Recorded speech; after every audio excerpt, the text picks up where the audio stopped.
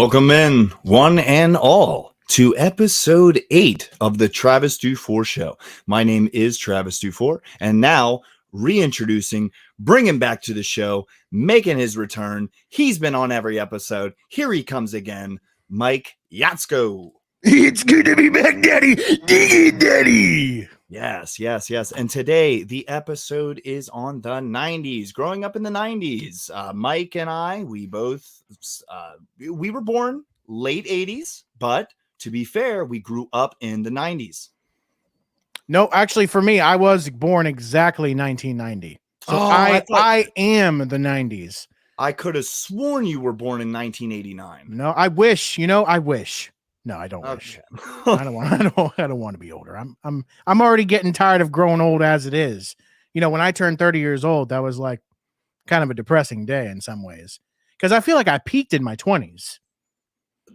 And I've heard that a lot. A lot of people turning 30 and that really affects them. They have that kind of, some people go through possibly like a midlife crisis at this time. Is 30 the midlife crisis age? I think actually 50 is the midlife crisis. That's usually when you're going out and buying a Harley Davidson and, dyeing your hair black like it used to be when you were young and all that shit. Well, on my 30th birthday, I went and bought a bag of weed. So it was just another day for me. Oh, happy birthday. No, to be fair, I've been sober for, I don't know, sober. Is that the right word for not smoking weed? You're clean? How many days clean are you, man? Check out my arms, brother. Clean. Dude, that's a clean arm. That's a fucking clean arm. Yeah, I'm very proud of Good for you, bro.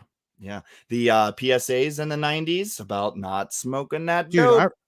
DARE was a huge thing. Did the DARE people come to your school, give you lectures? Full presentations. They would show us these misleading pictures, like if you take one weed injection, it could really change your life. And that weed is the gateway drug. You take one puff of that reefer, and you're doing all kinds of other crazy shit before you know it. You want to know what the real gateway drug is? What? I don't know. Probably alcohol. Who knows? Probably alcohol. I don't know. I feel like any drug can be a gateway. It depends, I guess. Do you have an addictive personality? I guess would be the one thing to think about. I guess it depends on the person. Yeah. Because anything could be a gateway to something else. And that doesn't mean it's that thing's fault, See, it's really weird. I don't think that I have an addictive personality, but, no, I'm sorry. I do have an addictive personality, but I don't fall to peer pressure that easy at all. Yeah. I would actually completely agree with that and say that that's pretty much me too. I'm not heavily influenced by others. I'm very much an independent thinker and like to kind of go to my own beat of the drum, so to speak. But at the same time, I lost my train of thought there. Wow. Well, in the 90s, though, you didn't really have anybody approach you about, hey, you want to smoke some weed behind the school, brother? Did I? I don't think that I did it. Maybe one time. Not like behind the school. Not like, hey, you come, during lunch, why don't you come out here? Not like none of that stuff. But like I had a friend offer me, probably in high school, not at school. It wasn't at school. It was, outside of school. I mean, never weed though, like a cigarette. No, it was weed. No, I mean, in high school for me, it was. Somebody offered me a joint. I was learning about marijuana when I was like in the 9th grade. Hey, brother, come on. Let's talk 90s here. We're talking 90s. Oh, that would have been in the 2000s. You're right. 90s. Oh, hell yeah. Oh, yeah. 90s, yeah. I probably didn't even know really what it was. The only way I knew what it was in the 90s in school and all that was through, those DARE programs and all that. Yeah, they were telling us. I wouldn't know shit about drugs if they weren't telling me about them. I mean, like, yeah, if you're going to come to my school and tell me about the drugs, I'll be like, oh, maybe I think I'd like to try some of that marijuana. Yeah, it's highly addictive. You don't want none of this shit, do we? Yeah, I think I want some of that. Seen that movie? That movie was. I want to see it. I should watch it tonight. It's incredible. Absolutely, that is Walk Hard: The Story of Dewey Cox. For anybody who doesn't know what we're talking about. Oh, highly worth your time if you're into like stupid comedy movies. Yeah. But while we're on the subject, I think I was maybe about 10, 11 years old. I was living in a trailer park, and one of my friends from school had told me that his mom smoked cigarettes. And I was like, oh, funny you say that. My mom smokes cigarettes. And he was like, that's very interesting. How about I take a cigarette from my mom's pack? Because I wouldn't fucking do that to my mom. Was she a cigarette counter? Did she keep track? I assumed that my mom knew everything. Yeah. Moms usually do. Yeah, so it's better to just not even try. So my buddy Dustin, which we called him Dusty, Dusty ended up getting a cigarette from his mom. Not from his mom. It wasn't. He Here you stole go. it. Here you go, Billy. Here you go. Have yourself a smoke. You take an extra pack. I got a carton this morning. But yeah, I remember going underneath his porch. He had gotten a lighter and he lit up the cigarette himself. He took an old puffy puff of it and handed it off to me. And oh my God, it was terrible. Oh, terrible. You hated it. I mean, it just hit my throat. Did you inhale? Do you remember if you inhaled? I think I tried. Yeah. Just coughing up a lung, almost threw up. I was like, fuck this. Why does my mom do this every day? I remember the first time I smoked, it was something similar where I have a weak stomach. So it would trigger my gag reflex. Actually, I almost threw up just trying to inhale the crap. And I didn't know how anyone could enjoy it. But it's funny because later on, years later, not in the 90s, like, when I was like 18, 19 years old, I would become addicted to cigarettes. Like I would smoke myself for years. What the fuck, Mike? Who got you into that? Who got actually nobody people always say like peer pressure. I would say that because I was around friends who smoked, it made me want to smoke, but nobody said, "Hey man, here's a cigarette. Why don't you smoke this?" Like nobody did that to me. Let me stop you right there. That is exactly how I started smoking as well. So, because somebody gave it to you. Somebody's like, "Hey man, you look like you could use a smoke." I was at this party house all the time. It was called the party house, and they were smoking out on the porch all the time. And I'd go out onto the porch too to be a part of the group. And finally, I was just like, "Fucking give me one of those. Let me just try it." Yeah, that's what I did. Yeah, one of my buddies was smoking, and I don't know what it was, but sometimes the secondhand smoke would like smell good to me in a way. Like it would kind of like intrigue me. Like, that smells interesting. I don't know if anybody else has that experience, but it actually made me want to try it. And so I asked them, I was like, "Hey, can I bum a smoke or whatever?" And that was my first one. And I never stopped. Actually, no.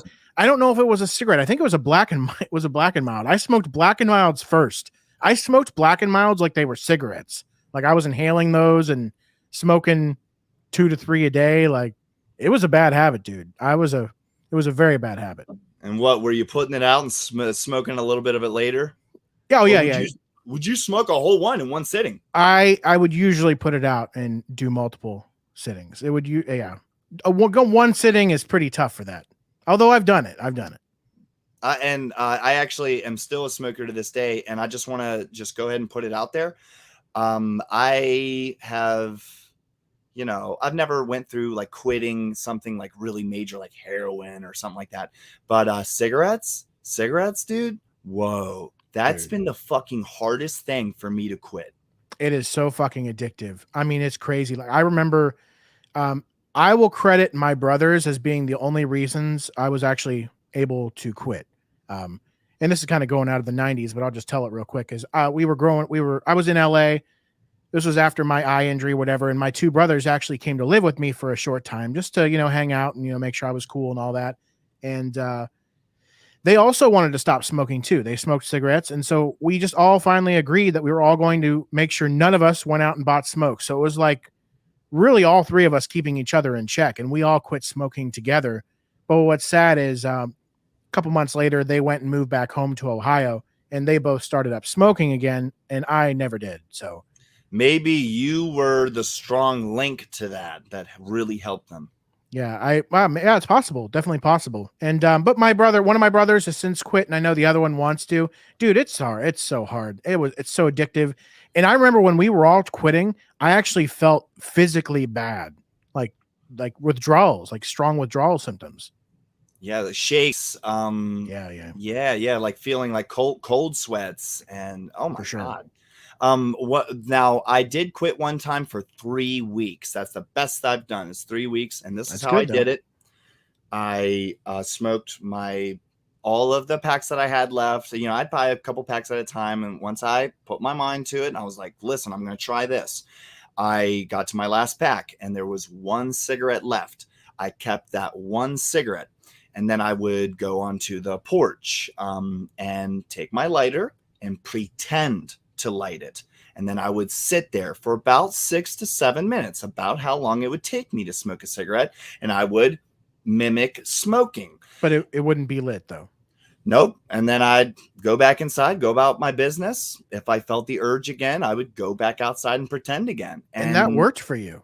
It worked. I did it at work. I did it at home. But dude, that alone takes a tremendous amount of discipline. Like you literally have it in your hands. You could just light it up and start smoking right there, but you're not. That takes an incredible amount of willpower. Well, it's the oral fixation that I was thinking about. Like, I was like, okay, the oral fixation is the thing that's got me addicted the most. So like it keeps you busy, something to do. Like, oh, it's break time. I better go for a smoke. And I was physically doing that. So boom, I quit. You know what the best thing is, and then we will get back to the 90s. But the best thing about smoking that I loved was always the after dinner smoke. Like, you enjoy a nice meal and then you enjoy a nice cigarette. I don't know why, but I really enjoyed that. There's just something about how a cigarette hits whenever you've been drinking. Oh, that too, for sure. Man, but so you were growing up. You said you wouldn't steal from your mom. I had a question actually for you that I wanted to ask. How did you feel about your mom smoking when you were a young kid? Do you remember how you felt about it? Did you care?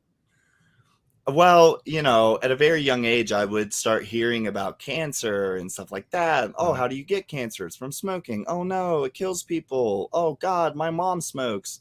So I'll never forget this. I sat down my mom and I was like, Mom, I have something serious I want to talk to you about. And she was like, okay, Trav, what's going on? Would she actually call you Trav? Yeah. My whole family calls me Trav. That's cool. Yeah. And she was like, yeah, what's going on? And I was like, Mom, I've been hearing a lot about this smoke and stuff, and I really wish that you would quit. And she looked at me dead in my eyes and made sure that I was paying attention to the words that were coming out of my mouth. And she was like, listen to me right now, Travis. Don't ever ask me to quit again. Oh, wow. Okay? I am going to keep doing this, and I need this to be clear to you that I don't want to hear this every day. Like, I'm a smoker. She was putting you in your place. I was like, damn, Mom. Okay. I will never quit. I will kill you before I quit. You are not being raised by a quitter. I'm not doing that. We are not quitters in this family. Damn it. We see everything through to the end. Yeah. And, and even in recent years, thank God, my mom is still alive. She's only 61, 62, something like that. Does she still smoke? Still a smoker, yeah, but she has in recent years been a little more open to the idea of possibly vaping. So we'll see what happens with that. Yeah. And has she ever had any desire to quit, or she's just one of those, she likes it, doesn't want to quit? She's good. Never seen her even try. Interesting. She's just cool with it. She's not a quitter, Mike. She's not a quitter. Hey, that's one thing that can be said for sure. That's right. Very, very persistent. My mom also smoked growing up. So did my dad. My stepdad did. Like I said, my brothers ended up trying it. So usually they say it skips a generation. That didn't happen for me, and obviously it didn't seem like it happened for you. But no. I wish it had. Something that goes hand in hand with cigarettes. Did you maybe taste a beer in the 90s? Did you taste? Yeah, my family was very open to like, oh, if I was like, oh, I'm, as a joke, can I try it? But then like, oh, do you want to try it? Like, they would actually let me take a sip of wine if it was Thanksgiving, or a beer every now and again. And actually, I appreciated that because it didn't make alcohol this big, for lack of a better word, no. Like it wasn't like this big, oh, you can't do that. Oh, no, you better not do that. Like it wasn't made to be a big deal in my house. So I didn't crave it. Like as a kid, I wasn't like, oh, well, then I got to do that. Then my parents don't want me to do it. Because I feel like some kids, they want to rebel. They're like, oh, no, you can't have alcohol. So they want to rebel and then go do it. But because they were just like, oh, yeah, if you want to take a sip, go ahead. Or have do you remember the glass of wine? Do you possibly remember like the first brand of beer, like your first like taste of it? My family was like Bud Light all the way. Okay. Yeah. So Mine was Budweiser. yeah. Yeah. And I thought beer was gross, man. I still, and Oh. to be honest with you, still think it's fucking gross. I'm just saying it. I still think it's gross. I'm a Coors Light guy, so fuck yourself. Fuck yourself. Well, I shouldn't say it's disgusting. Here's what, because I will drink a beer. If I'm out and I'm just wanting to chill and hang out, I'll have a beer. But I will never be sitting somewhere and be like, oh man, you know what I could go for right now? A beer. I have never thought that one time. But So I what are will you drink a going beer. Well, Huh? so what are you exactly going for? You a whiskey guy, liquor? Well, I mean, I don't drink much in general anymore. Okay. But when I do drink, it's usually like a mixed drink of some kind, some type of Something cocktail, fruity. something. Yeah, sometimes something fruity. Yeah, I like the margaritas and that kind of stuff. If I'm at a nice like Mexican restaurant or something, so And something that's like very that. respectable. Yeah. Yeah. So nothing crazy for sure. But like, what about you? What was your first experience with tasting beer or anything like that? Well, as a child, my dad was a raging alcoholic. Raging. My dad I was an alcoholic too. I don't know if the word raging would be used to describe it, but he was an alcoholic by definition. yeah, yeah. What would be raging about it? Like just nonstop? Like what? Well, I'm gonna go ahead and put it out there that I don't remember ever seeing my dad drunk as a small child. I never actually. I never saw my dad drunk. No stumbling, nothing like that. Nothing. I remember him offering me a penny to go to the fridge to get a beer for him. So I thought I was making money. You had a job. I always thought that my dad was like this wonderful guy, but as a kid, you don't see the, Well, like whenever I go to bed at night, him and my mom would be arguing in the downstairs all night. Some nights, him belligerently drunk, just talking shit to her and stuff. So yeah. he was using alcohol to medicate himself pretty much, but because of his childhood and how he grew up and the things he had on his shoulders. Yeah. That's sad when using alcohol for that, but I just want to touch on one thing. You said you thought of your dad as this wonderful guy. You didn't think of this, you didn't think this of him, that he was an alcoholic. But I don't think those things really go hand in hand. Like you could still be a wonderful guy and still have your demons and still be, an alcoholic. Because my dad, was a good guy too, and I love my dad. He's still around today, although I really don't see him very often, like hardly ever, really. But he was an alcoholic and barely saw us when we were kids, and like would no show. Like he would be, oh, I'm on my way, and then he would literally say, I'm on my way to pick you guys up, and then stop at a bar to have a drink, just thinking he was going to have like a drink or two. I don't know what he thought, but then he would just end up having drink after drink after drink, and he would never show to pick us up. And like we would have packed our bags, my brother and I, we'd be waiting on the porch, and then my mom would come and get us, and it would get to a point where years later we would just stop. Like he would say he's on his way, and we would just not pack anything because we would assume, oh, he's not coming, no way. But we're actually I don't want to get too deep into that because we actually have an episode dedicated to this topic, and we'll be discussing a lot of those stories about divorce, alcoholism. I don't know if those are in the same episode, but we do have episodes for those in the future. Yeah. And just a heads up for anybody who does listen to that episode, if suicide is a trigger for you, that's going to be covered heavily on that episode as well. So cover some tough topics here. Yeah, let's lighten the mood a little bit. Yeah. But no, let's go back to the whole beer real quick. Did you like the taste of it though when you tried it? Beer? No, yeah. It was disgusting. Yeah. If I had to resemble it to something, I don't know. It was so bitter and just, oh god. I mean, I'm used to fucking getting those little fruit. What are they called? Huggies. Oh yeah, the Huggies. I remember those. And Capri Sun as well. I don't know if you had Capri Sun, but we would do the Capri Sun sometimes. No, those pouches. No. Dude, the Huggies were awesome though. Although today, have you had a Huggy recently? I think they taste awful. Yo, did they still make them? I thought that was like a 90s thing. I could be wrong, but I'm almost positive they still make Huggies, but I could be wrong. Actually, now that you say that, maybe they don't. And I don't know. I felt like they still did. I'll No, have to I look have a for him. child. And And you haven't I've seen him? yeah. Oh, well Um, then yeah, you would know, dude. You'd be buying it. I'm sure. So I um, wonder but when they the stopped making that. That's crazy. the last thing I will say on this though, because of tasting it and then seeing what alcohol can do to a family, I spent a lot of my childhood talking shit about alcohol and just and finding other friends that had similar ideals about alcohol. And I remember being surrounded by a lot of different people, important people in my life, that we were all on the same page, that alcohol is bad and we're not going to go down that same path. Yeah. And that's good to surround yourself with people, good, positive role models like that, basically, in your life. And with that being said, I've had a lot of fucking trouble with alcohol in my adult life. Dude, I know. Isn't that crazy? That's the irony. Because like when I was younger in my teens, my brother would be into, he'd smoke some marijuana sometimes here and there. And I'd be like, Sean, that's so stupid. Like, how could you do that? That's marijuana. That's a hard fucking drug. Like, I would just be, dude, I had no fucking nothing. I was just all into it's drugs are bad. That's a hard drug. You're going to start doing cocaine and other stuff because of it.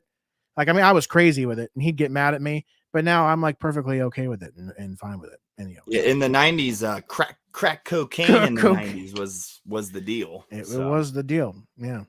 Now it's other stuff, but yeah, can we please bring crack back? Heroin's fucking ruining dude, people's oh, lives. heroin's awful.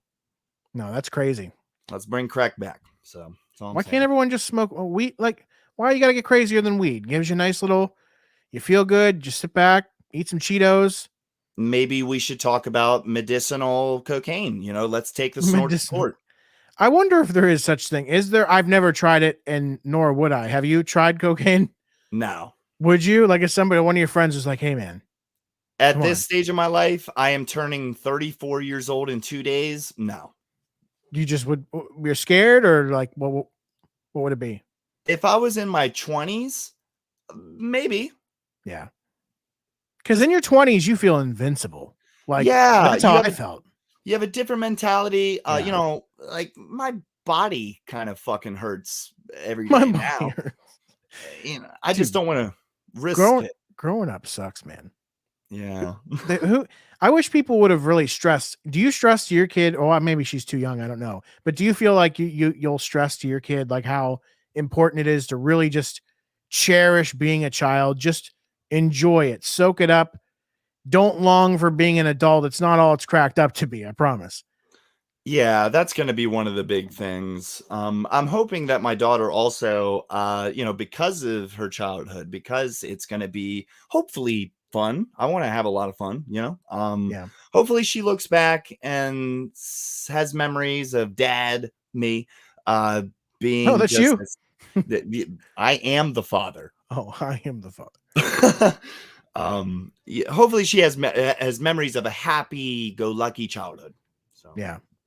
Yeah, I feel like if and when Kristen and I, hopefully when Kristen and I have kids, I'd want to make them appreciate life too. And like, hey, because when I was a kid, I think nobody really told me that. So I even at like age 14, 15, all I could think about was all the things I could do as an adult.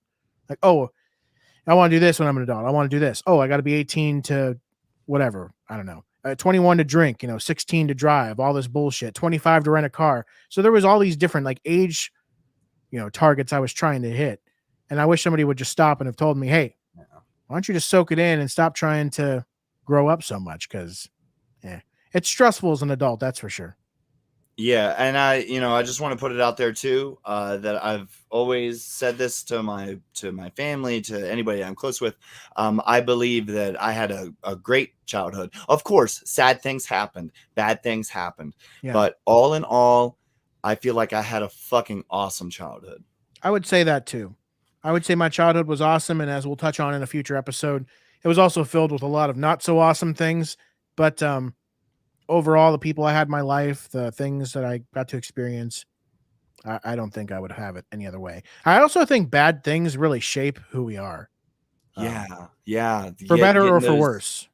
Yeah, if you can get some cold, hard fucking life lessons at a young age, that's sometimes can be good. Yeah. Yeah, in some weird way. So let's talk about things that we can battle these kind of things with is, music. What kind of music did so let's not talk about you real quick. What kind of like your parents, what did they listen to around you? My mom, I was always really impressed growing up, and I guess even today probably, but she was always into like current music. Like I felt like it was never like old. She was always into like what was new.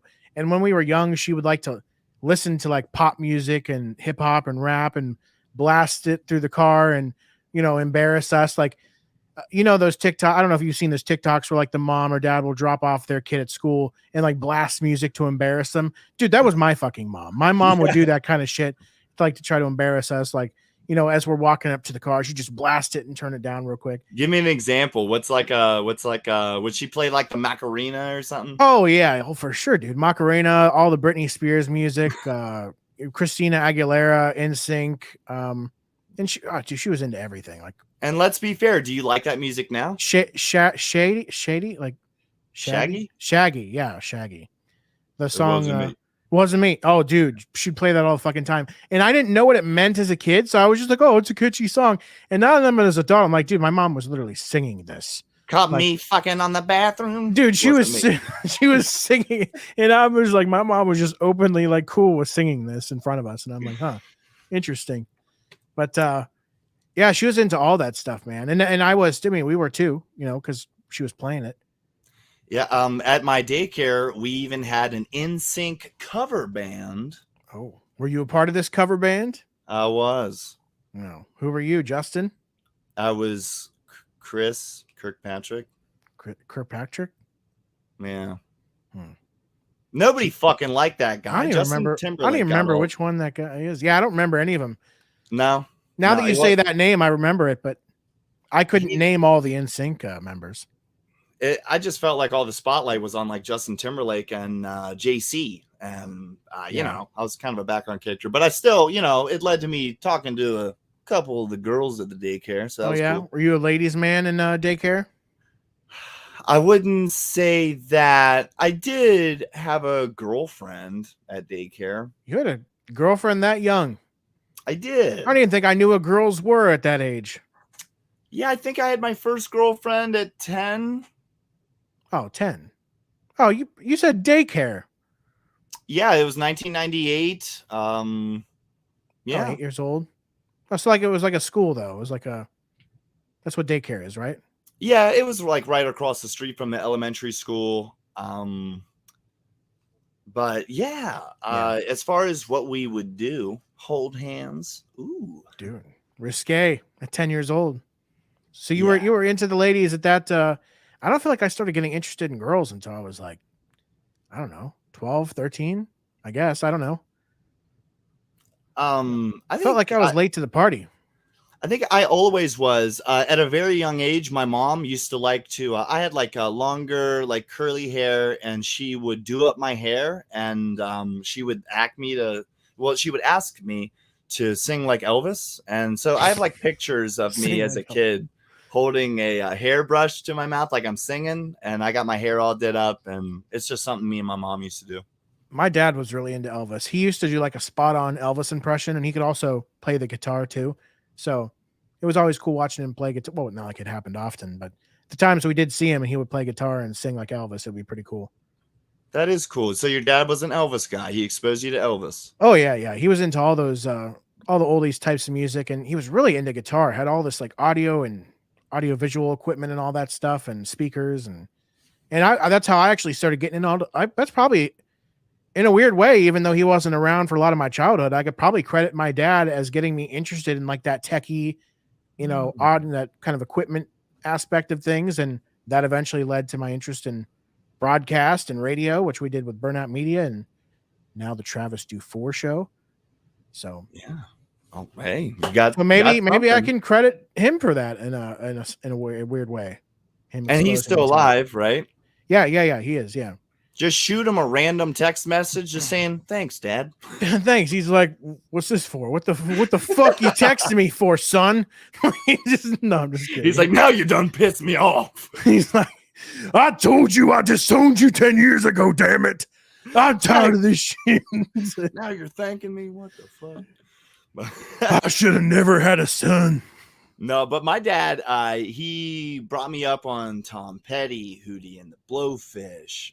He was big on the Beatles. So What about Peter Frampton? You ever been exposed to Peter Frampton? I found Peter Frampton on my own accord. Dude, Peter Frampton's the man. Yeah, what band was he in? What band was he? I think it was called Peter Frampton. I don't know. Yeah, I don't know what it was called. Led Zeppelin? I don't know. No, dude, no, not Led Zeppelin. Peter Frampton is the guy that maybe you're not thinking of the guy I'm talking about. Yeah, you would know. He sings that song, Do You Feel Like I Do? Like, do you feel like I do? Sing it again. I don't know that song. Do you? Here we go. No, I'm not fucking singing for you again. Fuck you. You didn't hear it the first time. That's your problem. No, but dude, like, do you kind of see the vibe there, though? You know, like Hootie and the Blowfish, Tom Petty. That's real chill, like smoke weed kind of music. Hell yeah. Yeah, Smoke my dad weed every day. My dad was a huge pothead. Oh, really? Yeah, I don't know, dude. I learned so much from you just doing this fucking show. Like, I learn all these cool little tidbits. That's cool.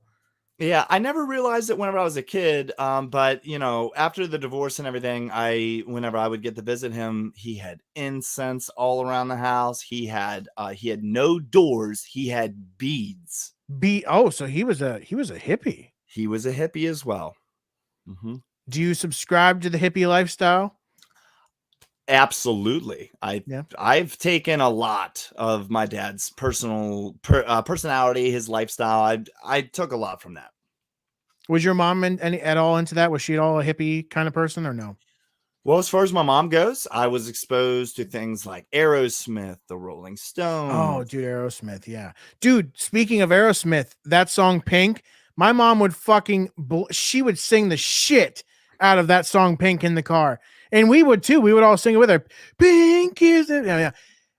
Dude, when I fucking learned what that song is about, which is vagina, for those of you at home that don't know, it's about literally, you know it, dude, you knew. I don't know if I'm not really hip to this song. Wait, you don't know so this is Pink, it was love at first sight. And pink when I turn out the light. Oh, okay. Yeah. Okay, yeah. So it's that song. Probably gonna get flagged for that. No, I'm just kidding. No. They're like, it's identical to that sounds just like Aerosmith. What's weird is that my mom really liked the song Janie's Got a Gun. Oh yeah. See, we would be going places, and whenever that song would come on, she would like grip the wheel and start crying and start speeding and shit. Wow. Seriously? No. Oh, okay. No. No, but dude, yeah, my mom was a freak looking back. Was your mom a freak looking back in some weird way with the music she was into or anything like that? No, she was very conservative. She actually hated the Doors. Oh, dude, I love the Doors. Which I didn't discover until my dad actually turned me on to the Doors. The song Love Her Madly, Wanna Be Her Daddy, like that made my mom cringe so fucking bad. She hated it. She was like, turn it off. Fucking change it. Change it. Would you know why? I mean, let's just kind of look at the lyrics. Says, wanna be her daddy. It's like wanna be her dad. That is a weird lyric. Yeah. My mom said, I would like to see Chris Hansen sit down with the person who wrote this song and be like, "Hey, why don't you take a seat? What did you mean right here?" Jim Morrison, fucking explain yourself. Take a seat. But I got the lyrics right here.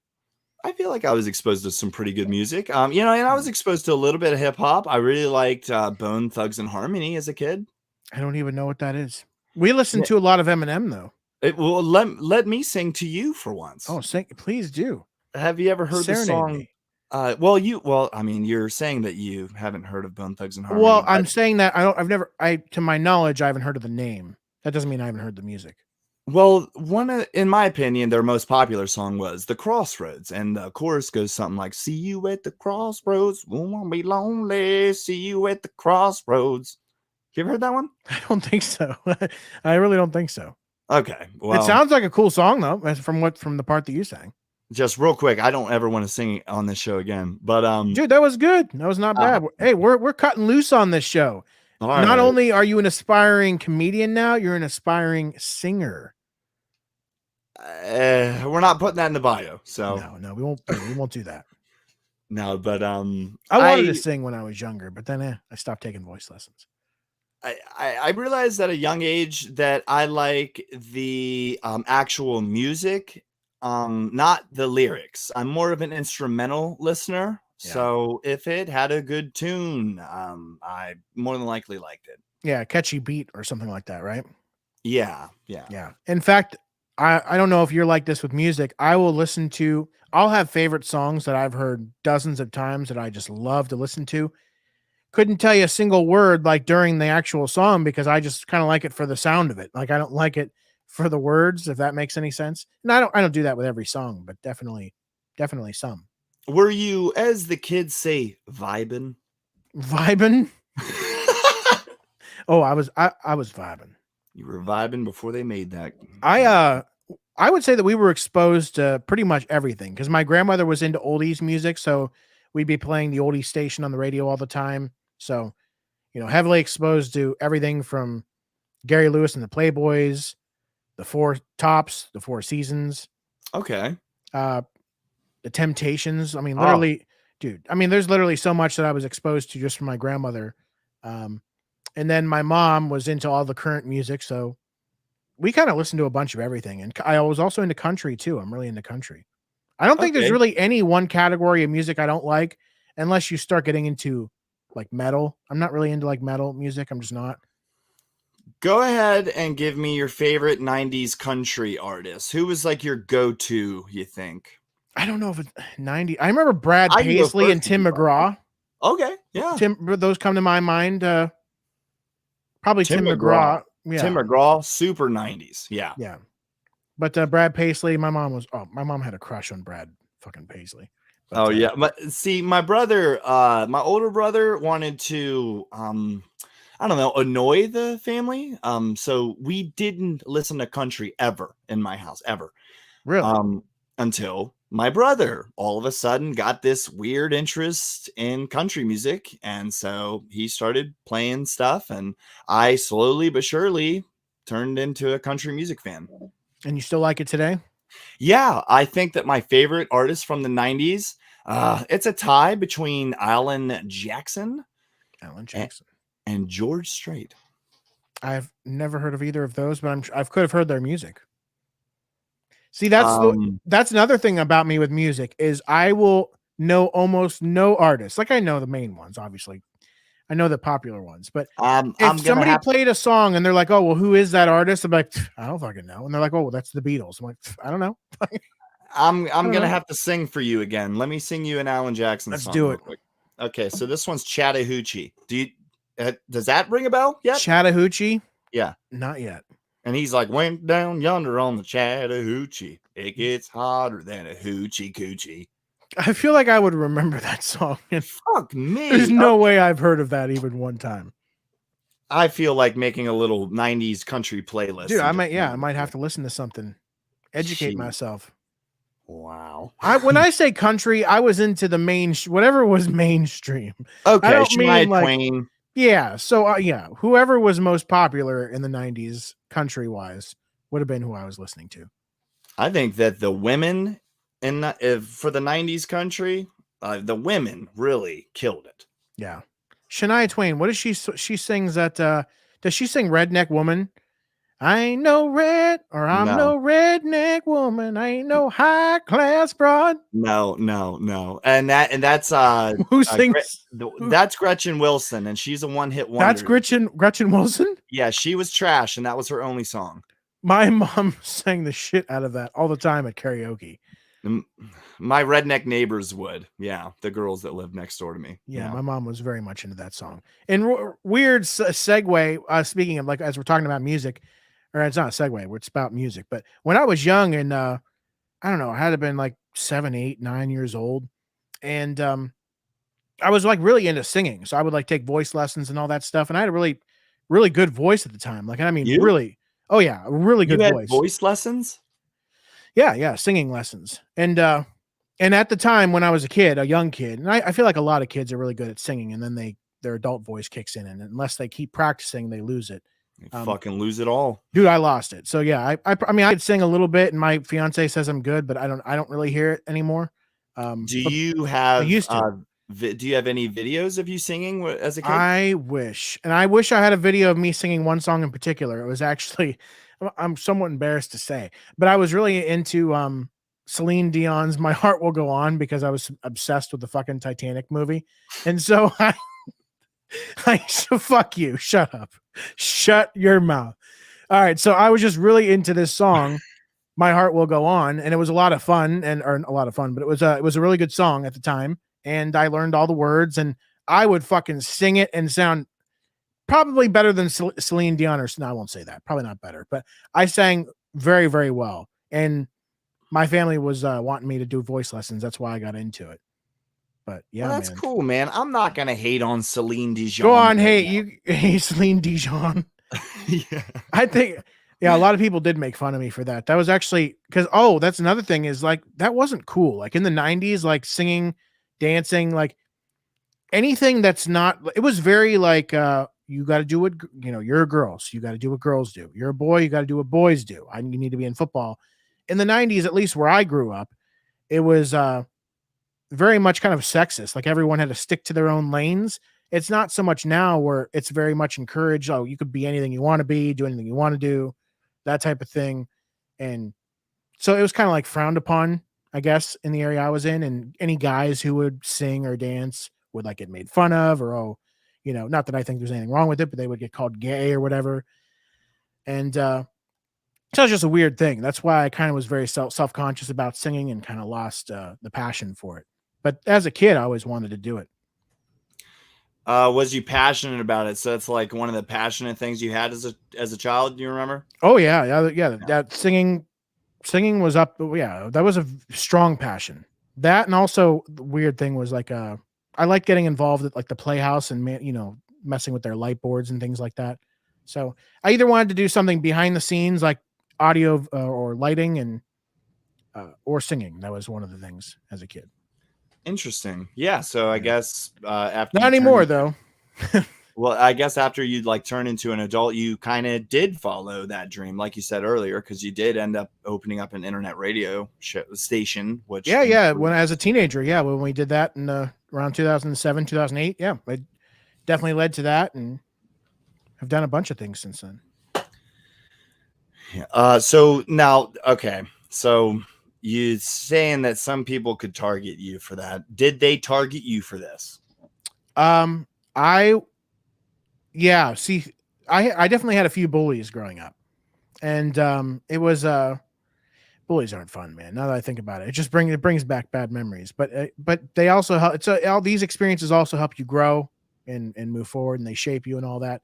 But yeah, I mean, that was the thing to do. If like you did something that the kids thought was weird or different or whatever, they'd make fun of you for it. And I remember getting made fun of for the singing thing, but more than that, I was made fun of for my weight more than anything in the world. Yeah, because I was a big kid then. I wasn't like huge as a kid, but I was like overweight, definitely more than a kid should be. So, and the kids would make fun of it. Of course, they got to make their comments. Not every, just a select few, of course, but enough to make a difference. Yeah. Oh my God. I know that, I never got made fun of for my weight or nothing like that. But one of my best friends growing up, his name was Chase. He was a big kid. And my older brother, oh my God, he would just lay into this fucking kid. Every time he saw him, he was like, "What's up, fat boy?" He would, Jesus. Yeah. And it got so bad to the point one time. Oh my God. We were living in an apartment complex, and we had just gotten home from something. And as we were all getting out of the car, we saw that Chase was also getting home. Now, Chase was being raised by his grandmother, and his mom was dropping him off back to his grandma. So Chase obviously had some issues with his family. He had a lot on his plate being a young child. And my brother got out of the car, looked down, and they're about 12 cars down the line. So my brother has to yell. My brother yells out, "Fat boy!" Jesus. Kids are ruthless. Well, Chase's mom heard him, and she was like, "What the fuck did you just say?" And my brother like ran into the house, and He was scared. Yeah. So, I mean, and this kid Chase too, had beaten my brother at one of the, I think WWF Attitude, or maybe it was Warzone on the PlayStation. He beat my brother in a match, and my brother was untouchable on this game. And he was furious. My brother put him in the crippler crossface in the middle of our bedroom, and like really pulled him to the point he started screaming and crying tears. It sounds like your brother was a bit of a bully. Yeah. So let's jump into that. I'm just going to touch on it a little bit. I was never bullied by anybody. Nobody, because you were the bully. No, you fuck yeah. No. In elementary school, middle school, I was never bullied. I want to make that very clear. Of course, people said snide remarks to me. People tried, but there was never anything to the point that had me mentally thinking, "Oh, why are they doing this to me?" Never. Now, my brother, on the other hand, in my opinion, he might listen to this show. I don't give a fuck. He bullied me a lot as a kid.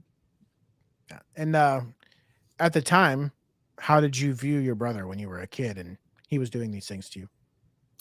Well, he really scared me. I remember whenever I was a really, really young child, like 5 or 6 years old, my dad thought it was funny to hold my brother like down on the ground, and he would say, "Trav, come over here."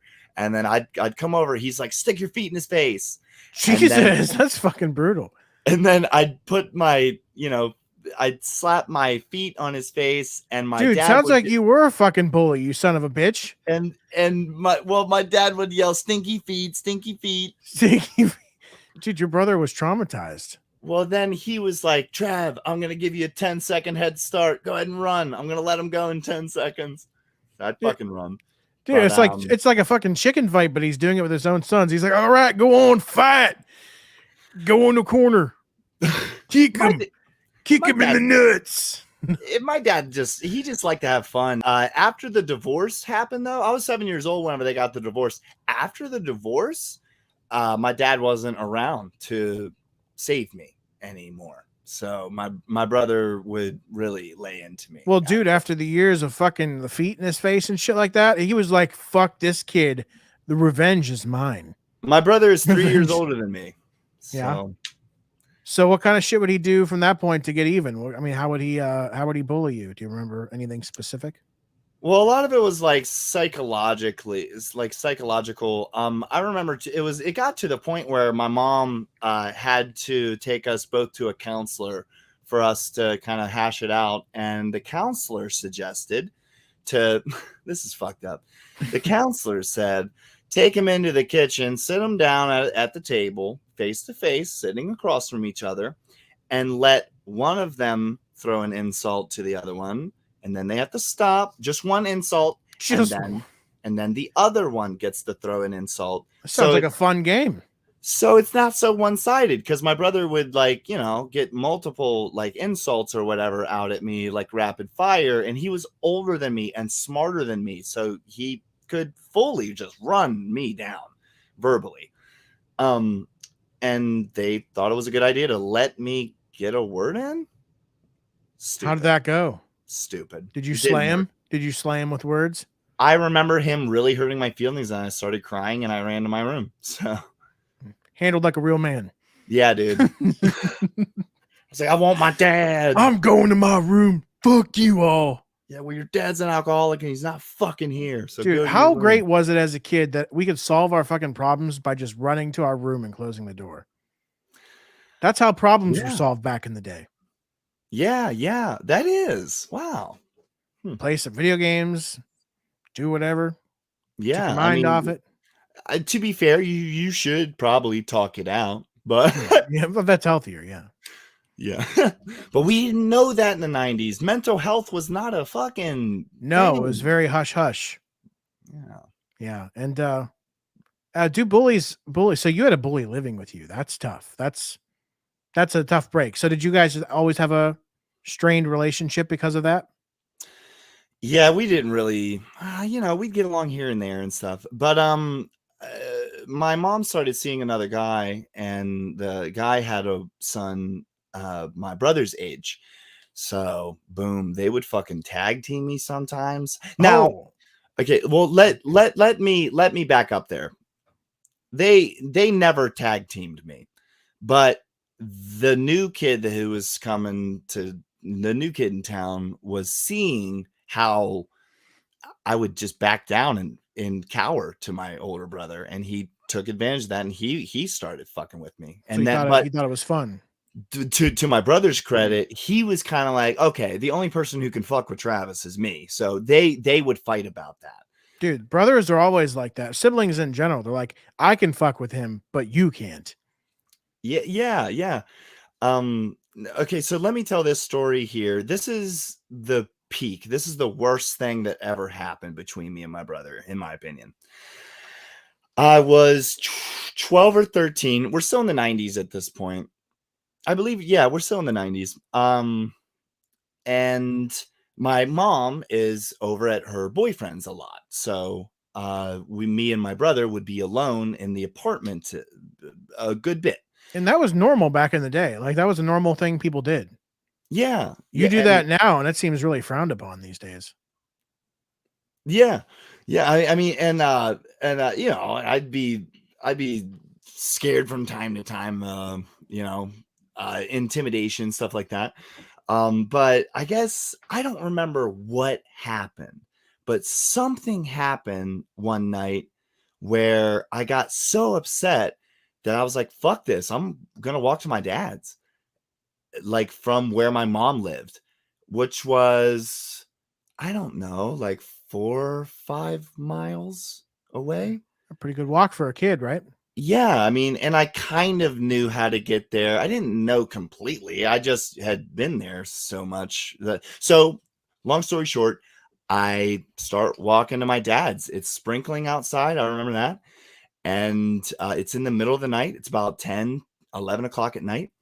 And I make it like halfway to my dad's. And I'm like, okay. And just to kind of paint a picture for you, there's no street lights. Like I'm walking the back roads of West Virginia, and a truck stops as I'm walking to my dad's, and this greasy fucking dude rolls down the window, and he was like, hey, are you in trouble? Like, what's going on?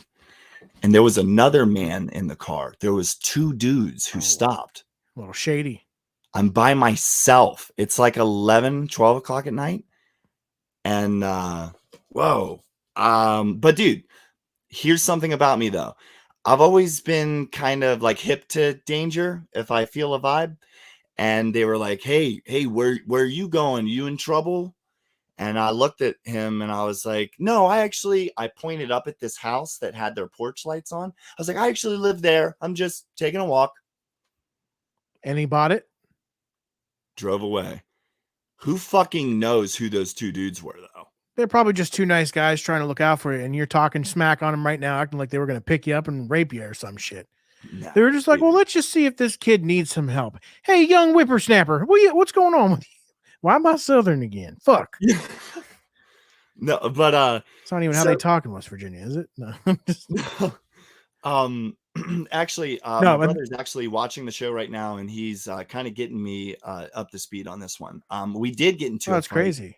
I tried to kick him. He caught my foot, and I ended up like slamming off the ground. And he said I hit the ground hard. So, and I believe you, Julian. I probably did, but You hit the ground hard. well, okay. So back on track. This happens. Well, I make the rest of the walk. And it takes me a while to get there. But I finally make it to my dad's apartment, I guess I'll call it. He lived downstairs from somebody, like a whole, it was like a 2-room deal. Anyway, I got there, I knocked on the door. And thank God my dad was even home, because at the time he worked night shift delivering newspapers. So there could have been a fucking chance he wasn't even there. Oh, that would have sucked, right? I would have sat on his porch till the morning. At least those guys didn't follow you around waiting to see where you went. Yeah, well, I knock on the door. My dad answers. He's pissed. He is fucking. He's pissed that you're walking around? Yeah, because I tell him, I'm like, hey. And he's like, how the fuck did you get here? And dude, I'm like 12, 13, Yeah. 12. Pretty young. Yeah, he drove me back over to mom's, and we had a discussion about, don't take it that far, my dad. But I just want to say that me and my brother did get closer after my dad died. That's good. But I got to ask, because some time has passed. You guys are adults now. If you guys were ever to throw down again, who'd win in a fight today in 2022? I don't know if he remembers this, but it's been a number of years now, about 10 years ago. I was pretty close to choking him out in the kitchen at my mom's place one time. And don't fucking sit in the chat room and say that you don't remember that, because it happened. He's like, that didn't happen. I couldn't take him now. No, with my neck all fucked up, my back's all jacked up. No. But one of the things I remember, the worst, I don't know if it's the worst thing that a bully did to me. Oh, he says you have zero chance. Jeez. That's cold. One of the worst things, though, that kids did to me was they turned my last name into something to make fun of. So my last name is Yatsco, but what they would do is, hey, Fatsco. Like, hey, Fatsco, where are you going? Like, I would just like, and that was my the fucking nickname that they gave me in middle school, I think it was. Oh man, that dropped off after the 6th grade, dude. 5th and 6th grade, I would say 5th to like 7th grade was brutal. I'd say kids were pretty mean in that age range. Yeah, see, one of the easy things to make fun of DuFour with is, DuFour is saying doofus, but nobody ever called me doofus. Well, that's good until now. But now I'm going to call you that on the show, and I'm going to be the bully. But Fatsco. At least they kept the co in there. They could have called you Fatso. Yeah, Fat. Dude, they were. It's actually kind of. I'll give them. It's kind of creative. It is kind of creative, and it makes sense. But it's still mean. Oh, that's fucked up though. So did it affect like the way that you would like treat food then? Oh yeah, like even today, like I'll have issues eating in front of like new people. I'm very reserved about that kind of stuff. Like even with my fiance, it took a while to like feel comfortable about just eating, like just being normal. I don't know, because that kind of stuff like sticks with you. Like when somebody says something, not just once, but over and over and over again, that eventually stays with you and kind of changes how you do things and look at things. I actually have 2 different stories about why I'm weird with food, why I'm a germaphobe, and it happened in the 90s when I was a kid. Dude, yeah, tell me. Whichever one you want to tell me first. One of our first babysitters that we ever had, I was very young. My parents were still together. We were living all together. And one of the first babysitters I had, she would make me a sandwich for lunch. But this fucking bitch, she would take a bite out of the center and then give it to me. Why? I don't know. I guess she was hungry too. But I remember I'd hate that. I remember specifically eating around where she ate and then taking the little bite that was left and throwing it in the trash. Even now, my grandpa was very much like that. Like if you took a bite out of an apple, he would never take a bite anywhere near that bite. He would eat on the other side or whatever. That's interesting. But I was kind of always like that too with food. And even with my fiance, even today, I actually, because I just looked at her, like we were sharing something and she took a bite and I'm just like, there's something in it where like, I don't know what it is. I just don't enjoy sharing that. Like, I don't like it. I don't share food. Yeah. I try not nachos, not nachos. There's certain things I won't share, like ice cream or whatever. Yeah. I'll share chips or whatever, but like ice cream, because I don't like that she'll take a bite of the ice cream and leave a little bit of ice cream on the spoon that her lips have touched. And I'm just like, it's just weird. It's very weird. I don't like it. I don't like it. Yeah. No, thanks. No, thank you. That's why when she's like, "Oh, can I try some of your ice cream?" I'm like, "No, you can't. I'll go buy you some. We'll go in and I will buy you your own ice. But even if she already got one, I'll buy you a second one just so that you can't try my ice cream."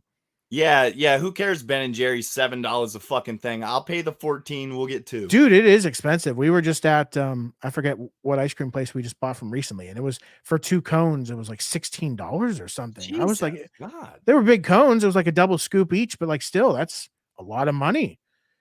Oh, so and let me go ahead. And real quick tangent, we went grocery shopping today, and dude, we got so much less. Like inflation's fucking crazy. We should do an episode on like inflation and how crazy the world's getting because this shit's going nuts. Yeah, I can't even believe it. It's definitely we're hitting record numbers, but let me tell you this one. This is fucking gross. So I was, pretty poor when I was a kid. And so by design, I guess, or by association, I don't know what I'm trying to say. My other friends were poor. And one of my design. I think that one of my first like friends in life was this kid named Derek Brittner. And Derek was, I think that was the first place I ever stayed overnight at. And so I was over at Derek's house. One of the first times I ever was away from my mom. I had a friend's house sleepover, and his mom, which let me paint a picture of his mom here. She's about 400 pounds. In wrestling, she would be a super heavyweight. Oh yeah. Anyway, you get the picture.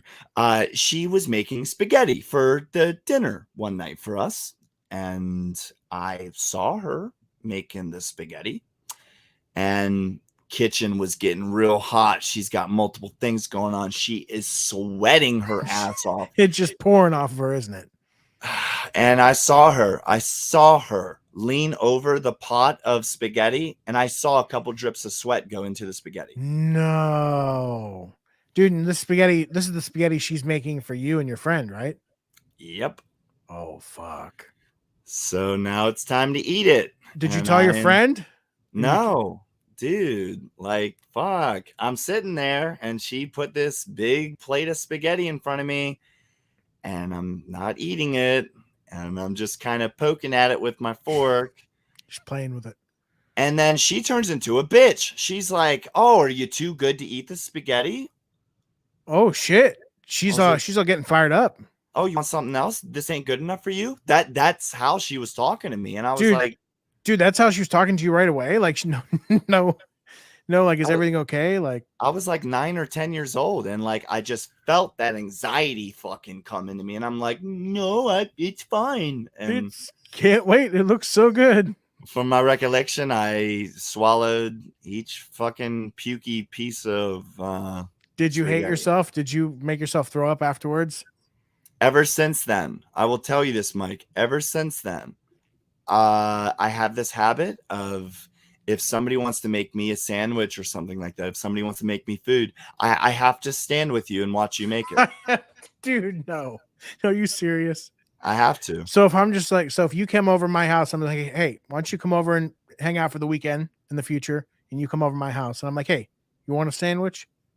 You'd have to stand over me as I make the sandwich. Yeah, especially if I know that you're putting a sauce on, like a mayonnaise or something like that. I have to watch you put it on. What if you didn't know I was making a sandwich and I bring the sandwich to you? I will, even if I'm starving, I'm so hungry. Oh, no thanks, man. You didn't have to do that. Dude, no, that's high maintenance. I will say that, but that's funny. I'm a germaphobe in different ways, not with that. Like, I won't share food, but that's crazy. That's funny though. But see, and like a lot of people will ask me, "Oh, well, fucking what? How can you eat at a fast food restaurant or anything like that?" That's true. That's actually true. How can you? It's just different. Dude, it's not fucking different. Dude, it's probably worse. I guarantee you I'm going to be much cleaner with making your sandwich than some kid putting together your cheeseburger at McDonald's. At McDonald's, they have regulations they have to follow. You don't have shit to follow at your house. Yeah, they have. I'm sure a lot of people don't follow those rules to a T. In fact, I know At a lot of places, they do not. No, that can't be true. They'd Oh, get in a that lot of can't trouble, be Mike. They'd get in a lot of trouble. Dude, I want to let you know how much fucking perspiration you've swallowed at all the fast food places you've been at, and how much people sweat, probably blood. You probably eaten a toenail. Dude, you've probably been all kinds of the fucking weird ass places. You've had all kinds of bodily fluids in I'm you done. just from eating fast food. You know what? Hope you enjoy McDonald's tonight after the show. That's disgusting. That's the worst. Think of me next time you order your Happy Meal. I had Chick-fil-A today. You think they're doing that at Chick-fil-A? Dude, Chick-fil-A. No, they actually do have high standards, Chick-fil-A, because they make the chicken with Jesus, so that's different. Yeah. Well, When Jesus is a part of it, it's okay. I'll just have to take your word for that. Let's talk traditions. One of the traditions we had as a kid, staying on food, is that we would actually get Burger King on Fridays. Yeah, I liked Burger King growing up. McDonald's was bigger than Burger King in our house. That was the thing. Yeah, because like after football practice, which I know I actually was in football for a time, for a couple years. But after football practice, we would go get a Happy Meal or something like that, and I would love the toys. They had the coolest toys back in the day. In the 90s, that was the best time to be a kid. They had the best toys. How about Ponderosa? Did you have a Ponderosa in Ohio? We actually did have a Ponderosa right in town. I am sure I've been to it, but I don't remember it. Yeah, that was a very kid-friendly place. Yeah, they give you the crayons and stuff, and that's kind of like a higher class Denny's, right? Is that basically what it is? Like, how would you describe a Ponderosa? I haven't been to a Ponderosa in 15, 20 years. Yeah, I mean, same. Yeah. I don't remember. Was it a buffet? Yeah, I remember there being some type of buffet involved, I think. They served steak. Was it a steakhouse? Maybe. Oh man. But it wasn't like too high end. It was kind of like, I felt like it was higher end than a Denny's, but like lower than like an Olive Garden. I don't know. Yeah. I mean, if I was going there as a kid, yeah, it probably was for the lower class. Yeah.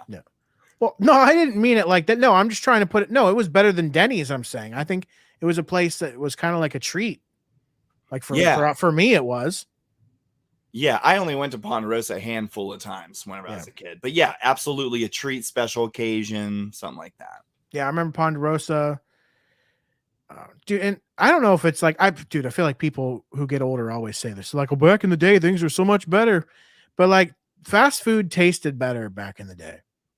Like, and my mom would say that about the food when she was a kid. So she would say, oh, it tasted better when she was a kid. But so I feel like everybody might say that, but I do feel that way. Well, how the fuck do you guys have such a close relationship with your taste buds? I don't remember what shit tastes like back then. I mean, but I think it's all part of, I don't know if it's true though. I think it might be something we just tell ourselves. Cause I mean, you're right. How would I remember what a fucking McDonald's cheeseburger tastes when I was 8 years old? I mean, truthfully, there's no way I would remember, but like in my head, I've convinced myself it used to be better. Now, did you ever find yourself sucking down a chili dog at a Tasty Freeze? Dude, what the fuck is a Tasty Freeze? Oh, you never had a Tasty Freeze? I don't know what what is it? Enlighten me. What is a Tasty Freeze? I think it's kind of like a Dairy Queen. Oh, we were all about Dairy Queens. Yeah. I love the Dairy Queen. Dairy Queen was the shit growing up. Yeah. Yeah. Dairy Queen, Handles was big for us. You wouldn't know that one because it's a local place. There's only locations in Ohio, I think, but Handles is some great ice cream too.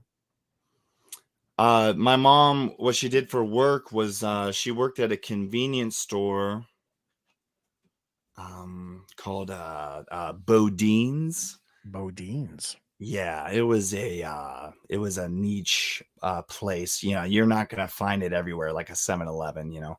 But what did your mom do for work? My mom, for as long as I could remember, worked in some type of a steel mill ever since I was a baby. Oh no, I don't remember what she did when I was a fucking baby, but like warehouse worker, huh? When I was a few years old, all the way up until now, she's always worked in steel mills. I remember her first job though was at McDonald's. She would always talk about that and think fondly of it, and or she looks back fondly on it. She worked her way up and was actually a manager at McDonald's. Wow. And you know what? Never talk shit about like managerial work at McDonald's. Some of those motherfuckers are making really good money. Oh, they're making good money. And also, even for like, I just can't imagine working. Like, I worked at Pizza Hut, which is different than like McDonald's because you're not dealing with the drive-through. At least at ours, we didn't. But I can't imagine what working at a fast food restaurant is like. I bet customers, especially today, are so terrible to deal with. Yeah, yeah. I decided at a very young age that if I could help it, I would never work in the fast food industry, and I never have. Yeah. I worked at Pizza Hut for 3 weeks. That was my contribution to the fast food industry. And that's it. Contribution. That was my contribution. I sliced some pizza and cooked some wings. And that's about it. Hey, and that's pretty cool. So, What about TV shows in the 90s? Did you watch much TV growing up?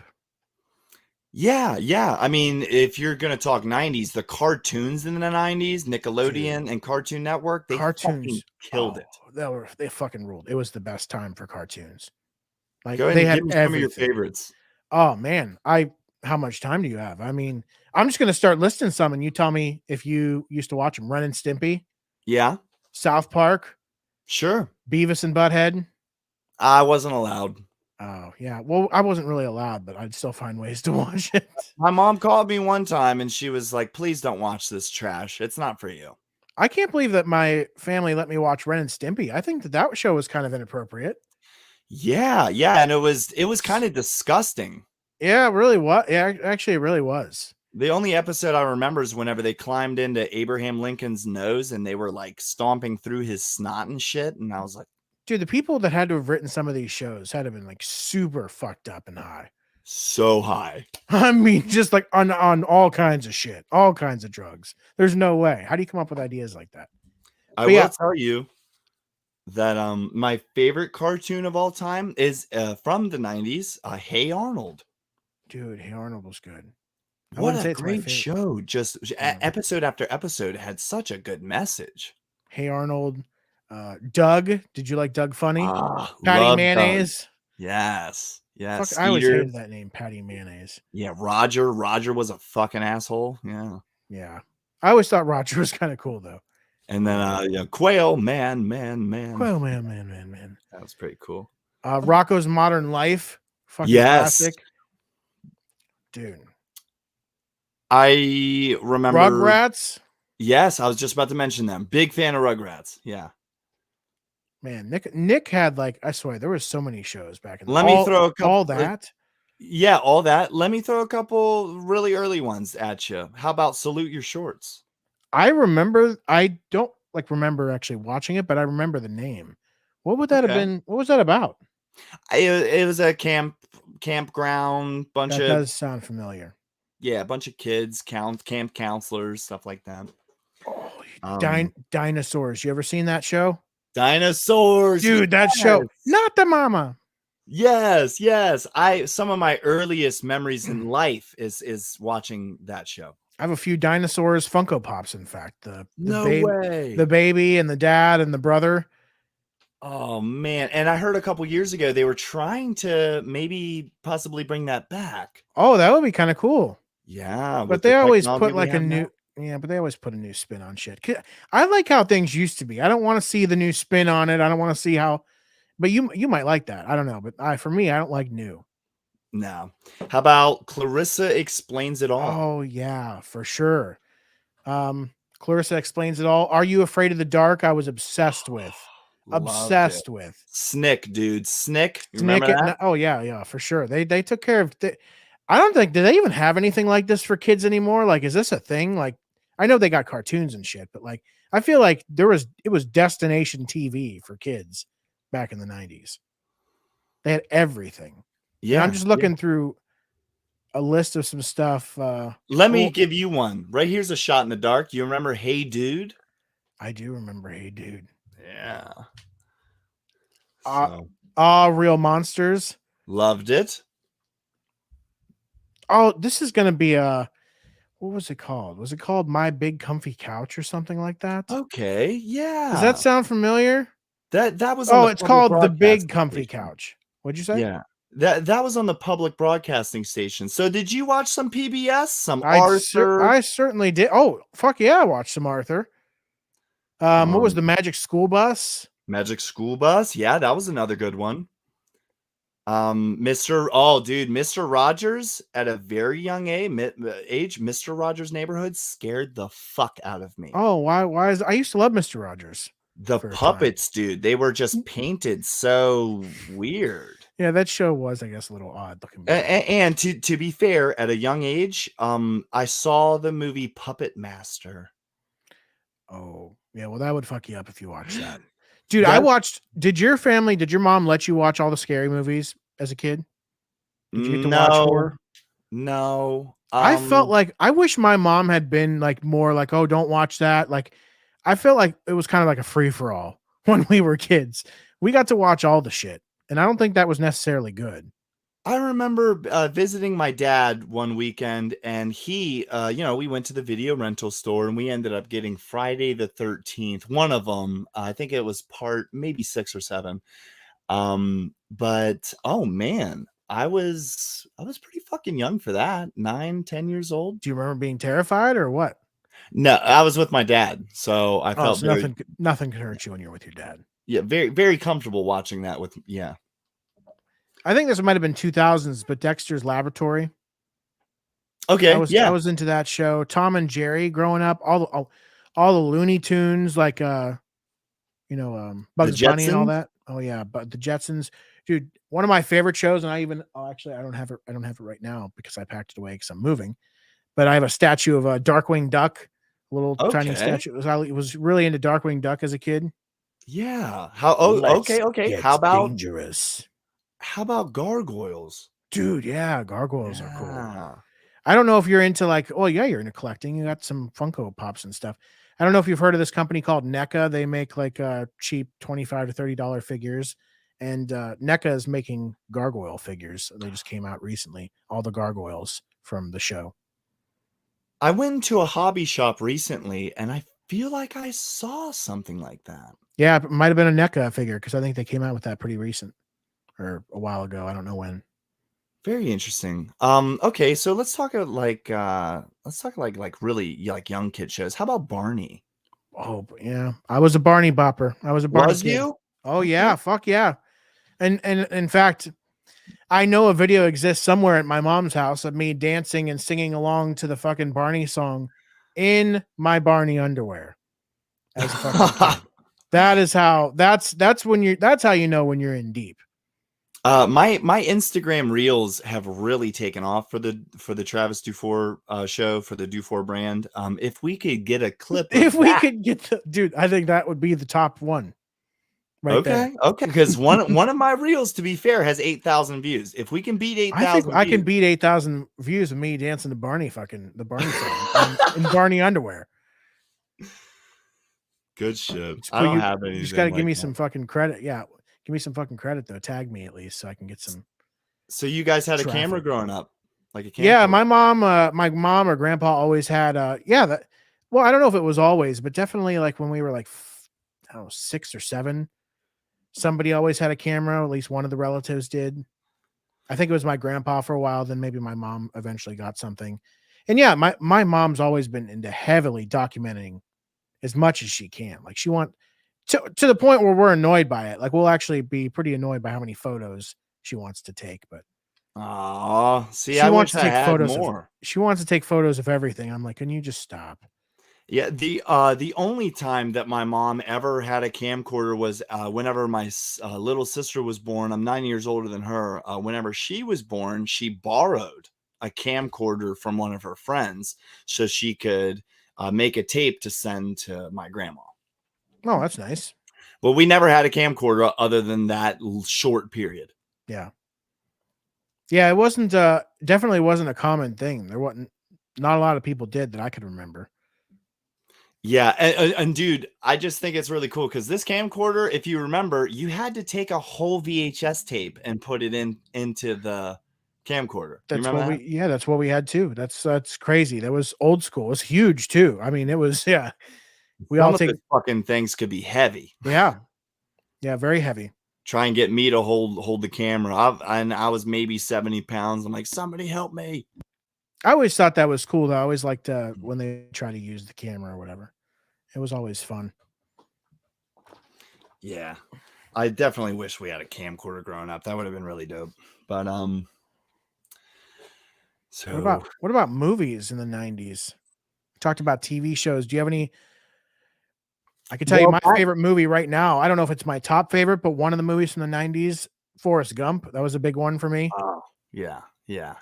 Absolutely, absolutely. I remember at a young age I was allowed to watch that movie. Yeah, so your mom was pretty like strict when it comes to what you guys watched, at least to a certain age. Here and there. Uh like I remember the blizzard of I think it was 1996. We had rented the Mortal Kombat movie, the first live action Mortal Kombat movie. And that's a pretty violent movie, Oh but yeah. I remember watching that. Yeah, I told you, I guess I don't know if there were no rules. Well, my mom worked a lot. Like she would work double shifts even sometimes. So she would work a lot. So maybe that was why we were on our own so much that it wasn't that my mom was cool with it. It's just that she wasn't there to say no. So we would be watching whatever we wanted, really. But my cousins, I know a couple of my cousins were extremely strict. Like they weren't even allowed to watch things like Rugrats for whatever for some reason. Rugrats was a banned show in their house, and a lot of the cartoons, like I don't know if Doug was, but I know a lot of the cartoons they weren't allowed to watch, and that was just crazy. Like the kids ones they weren't allowed to watch. I ended up making friends with this kid who was like he came from like a super strict religious family. And I remember going over to his house one time to hang out with him, and he was weird himself, but he said to me, he was like, "Hey man, don't judge me for my house or nothing." And I was like, "Okay." So we walked in, and all he had was electricity. They had no TVs, no stereos, no nothing in their house. Like hardly any furniture. Furniture, sure, Oh, but as far as giving their kids cable so TV, there was just nothing to do. Like you sat around and read a book, babe, maybe. Like his parents thought that Satan was around the fucking corner. he And is though, dude. He is. He's to he's be fair, sure, he he is actually around the is. corner. Satan's waiting to put his hand on you. But I had this phrase whenever I was a kid, just for like a short while. I didn't keep using this phrase, but I would say the phrase, "What the butt fuck are you talking about?" And I said that to him in his house. His dad couldn't have gotten me out of that house quicker. He was like, "I'm taking you home." Oh, it sounds like the devil had entered their home in the form of Travis DuFour. And I've been told later on in my life, there was a child who came up to me at a wrestling show, and he told me, he was like, "You look like Satan." And Seriously? I mean, because of my long red goatee, and Did you take it as a compliment? oh, I loved it. Yeah, I always love getting reactions like that. Yeah, that's crazy. No, but that dude was like, "Get him the fuck out of here." Get him the fuck out of here. But play one of my best friends growing up too. He had came from a family where his parents were like divorced. He was living with his mom. His dad had ended up grabbing his mom by the hair, got too drunk one night and like flung her across the living room. As you do. That was perfectly acceptable in the 90s. Yep. Happened all the time. She didn't like it, so she left. So ungrateful. I don't know where I was going with that story. I kind of derailed it. I really did. My point is that back in the 90s, at least where I was growing up in Hedgesville, West Virginia, there was a good bit of opportunity to find some dysfunctional families around you. Yeah. But I was never really influenced by any of them. It's hard to say who really influenced me. I feel like I've always kind of walked to the drum of my own beat. Yeah. No, I feel you for sure on that. I know for me, one of the things growing up that I would always look to other people, because you said like you wouldn't be influenced by other families. Well, for me, like what I would look at with other families is all the kids that still had their moms and dads together in the same house. And I would always be curious. I'm still fucking curious. What's that like? Like, I want to know from people who experience that. What is that? What's that like? I bet that's nice. Have mom and dad under the same roof and sounds cool. Yeah, it almost seems like impossible to me. It really does. Yeah. I have no idea what that's like. The last time that happened for me when I was like 3 or 4, when my mom and dad were under the same roof. Yeah, I mean, to be completely fair, whenever my parents got a divorce at 7 years old, I don't really remember seeing my parents interact with each other much anyway. So they weren't one of those couples that like stayed friends afterwards, or They did. Once my dad got sober, because that was the only times he was an asshole, was whenever he was drinking. After he got sober, he turned into the guy that, my mom did love and that my mom did start a family with and married and did all this stuff with. So whenever he passed away at the age of 14, I remember that hitting my mom pretty hard. yeah, I imagine. I mean, father of her son, her Yeah, husband, they were former getting each husband. other. They would exchange Christmas presents with each other. Oh wow. So they were very friendly then. Yeah, which is a best case scenario, I would say. Yeah. Yeah, I wouldn't. That's definitely something I wish I could experience is mom and dad together. But we all have our own situations for whatever reason, for better or for worse. But I'm curious about. We talked about movies. We talked about a little bit of TV shows. Did you do much gaming as a kid in the Gaming. 90s? Okay, yeah. We're heading into the last half hour of the show. Let's talk a little bit of gaming. That is a question I wanted to ask you too. What is like the first video game you think that you really got to like sink your teeth in? You know Really what? obsessed with? I remember it was probably it had to been the first Nintendo. Okay. I mean, I also remember Pong. I mean, not that I was really into Pong. Like my mom had an Atari because that was like her thing back when she was younger. They had an Atari, but we didn't play that a whole lot. So I'd say my first exposure would probably have to be like to playing like a lot on our own would be Super Mario Brothers. Like we played a lot of Super Mario, and then later when the Super Nintendo was the big one in our house. That's when we played Donkey Kong, dude. I was obsessed with Donkey Kong. Probably Oh, my you're a favorite Donkey game. Kong guy. Yeah, Donkey Kong and Super Mario Bros. Those are up there. I think Super Mario World on the Super Nintendo is the first game that I really like perfected and was really good at. Yeah. But also, what I remember about those games, and I was reminded of it because I played. I have like one of those retro Super Nintendos. It's not an actual Super Nintendo, but it's Okay. it looks like one and has the original games on it. And I was playing on it, and if you die, like it doesn't matter if you beat 4 levels, 10 levels, 12 levels. If you die at some point, you start back over it, you know, back at level 1. Like they don't give 2 fucks. Like there's back in the day, it was hardcore. You lose, well, then you go to the back of the line and start all over again. There was no save here, checkpoints, all Yeah, these I other think that things. those games were kind of made for teenagers. I don't know if those games were for me and you, dude. Yeah, well, maybe not. But all I know is they were ruthless. Like if you didn't, you had to play, you had to take it serious. If you didn't, you better come to win. Because if not, you're going to be pretty frustrated.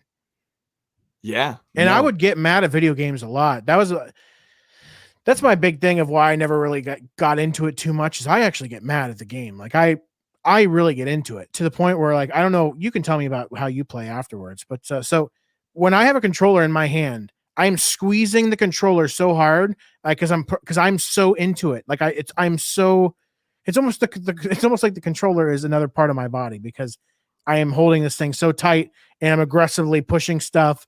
And by the end of it, like my hands are sore from playing. And I've tried to like loosen my grip and like play less intense, and I don't know how. I like, especially in like a game like Call of Duty, like today, or some type of game like that. Like I'm really, or like, yeah, I'm just I don't know. That's just how I am with games. But how about you? How do Well, you?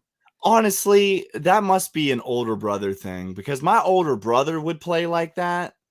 Like, he would get upset. He would say shit to the screen, especially whenever we got older. He'd really amp it up. But I was never like that. Now, I have never in my life been a competitive person. With Never. anything in general? Never. Not even with wrestling, like, oh, I want to be the best wrestler. Surely with that. I mean, I don't look at that as being competitive. But I mean, definitely is though. You're I competing against other wasn't. wrestlers. I wasn't. I was. There you go. I was never looking at another wrestler and being like, you know what? I'm gonna fucking try to get on more shows than that guy. I'm gonna win more championships than that dude. I don't like a challenge. I like a nice and easy game. Let me win. That'd be nice.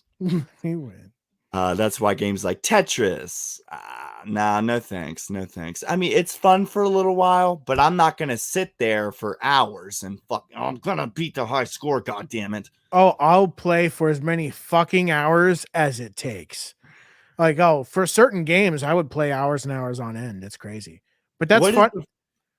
Go ahead.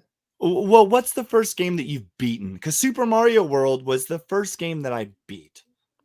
First game that I beat. Come on, man. When did you see the credits roll for the first time? You Yeah, got that fucking euphoric feeling. I beat it. When I had a tear roll down my fucking face. I think that the first time was probably it probably was Super Mario Brothers. It was probably the first one. You beat that game? I don't know that's what I can't remember. I don't know if I actually beat it. I don't know if I ever beat any of these games. I just remember getting very far. I don't even remember if I beat Donkey Kong. You didn't even. Maybe I just played these games and I never beat shit. I just played to like level 3, died, and then we'll say, well, fuck this game. I'm turning this off. I'm just okay. All right. So okay. So as in the 90s, would you label yourself as a gamer or just a casual? In the 90s, I would say yeah, because we had all the from the first Nintendo to Super Nintendo. We had Sega, dude. Sega Genesis ruled. I never had a Sega. We were addicted to this one game. I don't even remember what it was called. Castle something.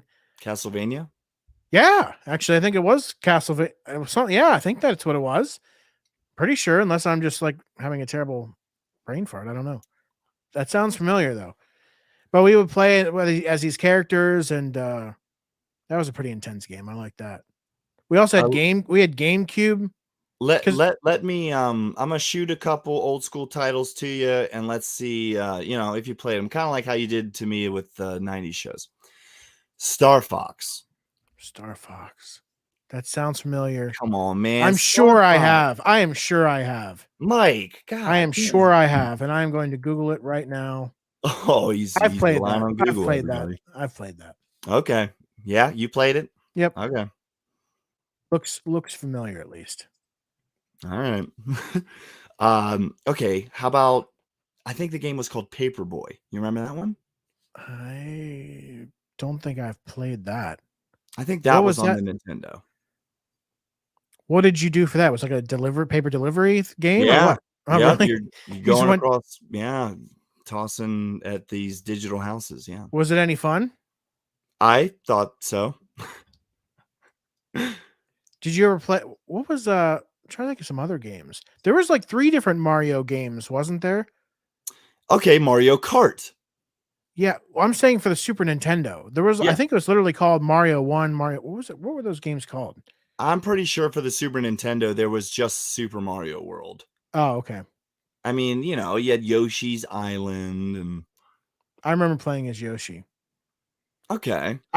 In fact, one of the memories of playing Yoshi specifically, there was this, I don't know if you had a store like this, but we had a grocery store that had like a daycare inside of it. It was, it was built in the 90s and like my grandmother used it all the time. So we would go grocery shopping here. My grandmother would drop me off at the entrance at at this daycare in the store. And there was just like tons of video games and like things for kids in there. And I would just play fucking video games for an hour while my grandmother shopped and bought groceries. So that's where I played as Yoshi and all those other games. And so did this daycare, did it make any money? Would she have to give them a little bit of money? No, it was free. That's the crazy shit. That you just drop your kid off and all you have to do, you have to shop there basically. I mean, there was an adult there to watch you. Yeah. Oh yeah. Yeah. Okay. So it It wasn't wa- like a playground thing. Was no, that no, the it was inside. It was inside. So you have to walk into the grocery store, and then it's like right at the checkout area. There was this room that an adult would supervise. Obviously, there'd be one or two adults, and it was like a kid's room that you get dropped off at. It was pretty fucking sweet. I'm not gonna lie. Back in the day, it was really sweet. And every time that we went grocery shopping, I'd feel pumped about going to the game room. You Ohioans are innovative. I guess that's not a thing elsewhere. I don't know. Honestly, I've never seen it since. I have never seen that in any store other than that store. Welcome to Kroger. Can we take your kids? Dude, that's really what we'll take your kids from here. No, they're like, no, we can walk with our kids. I said we'll take your kids from here. Go fucking shopping. Get your fucking bread. We got little Billy. We'll see you later. That is good shit. Okay, you can have my kids. Jesus. I'm seeing some kind of connect issues. Hopefully we're not having any kind of issues, but Not on my end, at least. Okay, good. Well, let's roll with it though. Let's run with it. Let me throw so we only have about 20 minutes left. Let me throw a couple more video games at you, dude. So you mentioned, okay, so let's get off of Nintendo and Super Nintendo and Genesis. What was the next one right after that? I do have one I want to ask you as well.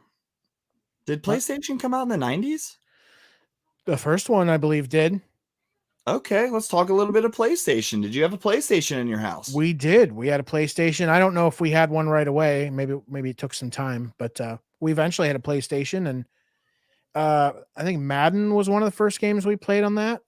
One of the coolest things about the PlayStation when it first came out, dude, if you remember this, there were so many demo discs. Oh yeah. Oh, that was a big demos. thing. Yeah. Do you remember anything sticking out specifically about PlayStation? Any key games? Obviously Madden, but I loved a lot of the racing games. I don't know if it was PlayStation 1 or if it was PS2, but there was a WWE racing game. I don't even remember what it was called, but it was a weird game for WWE. It was like had nothing to do with wrestling. You just drove around in these wrestling themed cars, and it was like a racing game, or like you crashed in. I remember that, and that was on the Nintendo. Was it on the GameCube? Yeah, the GameCube. Oh, okay, yeah. I want to say it was something like WWE Wrecker, something. I don't know. I forget what it was called. Okay. Okay. So if you liked some of those kind of games, did you ever play Twisted Metal? That game sounds familiar. I also remember Crash Bandicoot. Well, I don't know if that's the name of the game. Yeah. Oh, is that the name of the game? Okay. That's pretty classic. Yeah, dude. We were pretty lucky. My mom worked her ass off, so we always had all the game systems. I don't know how she did it. Like, honestly, she worked so hard to. Like, we were never like well off by any stretch, but she would work whatever hours she needed to just to pull off something. Like she was always like that. My mom, the same. She did the best she could. She was a single parent for the majority of her life. And or not her life, but her parent. You know, her entire life. Her whole life, she was a single parent. Since she was a baby. Dude, a game changer for us though was whenever we got the Dreamcast. Did you ever have one of those? That's okay. That's one we did not have. I don't think. I don't remember the Dreamcast. Let me tell you, the coolest thing about the Dreamcast is that you could burn games onto a disc and play them. Really? That's unique. I don't know anything about that. I remember it was a Sega Dreamcast. Yeah, Sega Dreamcast. My mom had a coworker who was this big nerdy guy, and he was like, "Yeah, get your kids the fucking Dreamcast, and I can burn games onto CDs for them." And no shit, we got the Dreamcast, and she handed me like 60 CDs. Jeez, like what kind of games were we? We're talking Crazy Taxi. We're talking, dude, Crazy Taxi ruled. I loved that game. I think the soundtrack was what was really cool about those games. And I don't know what this says about me. In fact, I probably have an idea of what this says about me. I sometimes would love to play those Crazy Taxi games, and I would play normal, of course. I would drop people off at their designated places and make money and all that stuff. But then occasionally I'd get the itch to run them over afterwards. Could you do that in the game? You could. I don't know if they would die, but I know you could run them over, and they would fall over and make a noise like, oh, like, what are you doing? Like they would just make a noise or whatever. I don't think they would die. Well, talking about, I don't think we can talk about Grand Theft Auto on this show because it's not 90s, right? I think Grand Theft Auto 3 might have been in the 1999. Yeah, Can we just I know say PS1. We'll just say it is. Yeah, it was. Yeah. We're practically 1999. If it wasn't. In fact, I'm going to look it up right now, real quick, just because I want to know for sure. Yeah, please do, because Grand I remember Theft I was living in a trailer park, and this other kid in the trailer park had that game, and I remember sitting there watching him put in a cheat code to spawn a tank, and then he just started fucking mowing down people and blowing up cars, and I was like, this is the future of gaming. First release, November 1997. It's fair game. Yeah, We can talk about it. Oh, love that game. Dude, Grand Theft Auto, that was a game where you could run people over and kill them. And I, again, don't know what it says about me that I love to sometimes do that and go against the law. I love to also get my star count up, like 4 or 5 stars, like with the police chasing after you. I think that all these television stations and radio shows that were condemning Grand Theft Auto, saying that they were molding the kids into violent people, they were talking about you, motherfucker. They were right. They were right. Hey, you know what though? It keeps me from running over people in real life. I just do it in the video game, let off some steam, and then I don't do it in real life, and I think that's good. So in some way, I think it might be good for people. Well, that's one opinion. Hell yeah. That's one opinion. Murder people in the game only, and then everything's fine.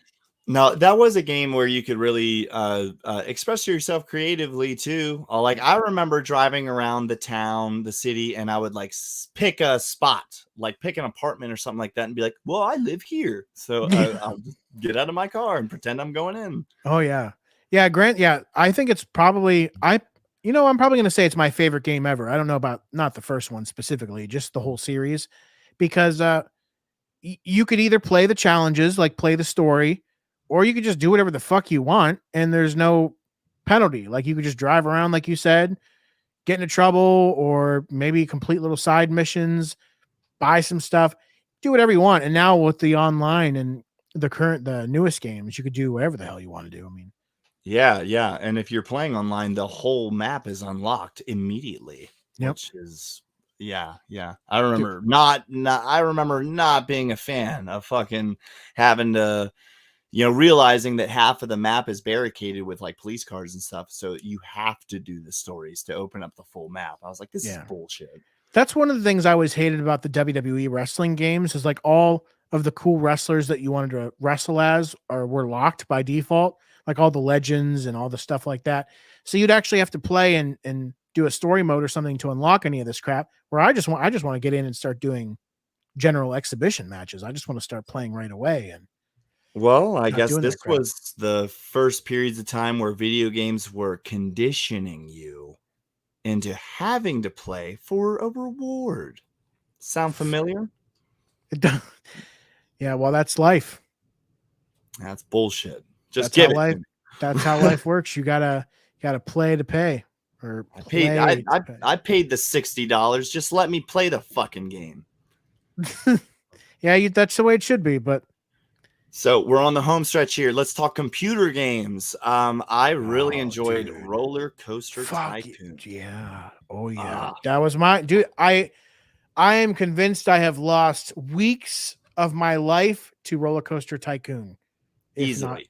Easily. If not months, maybe a few months of my life have been dedicated to Roller Coaster Tycoon.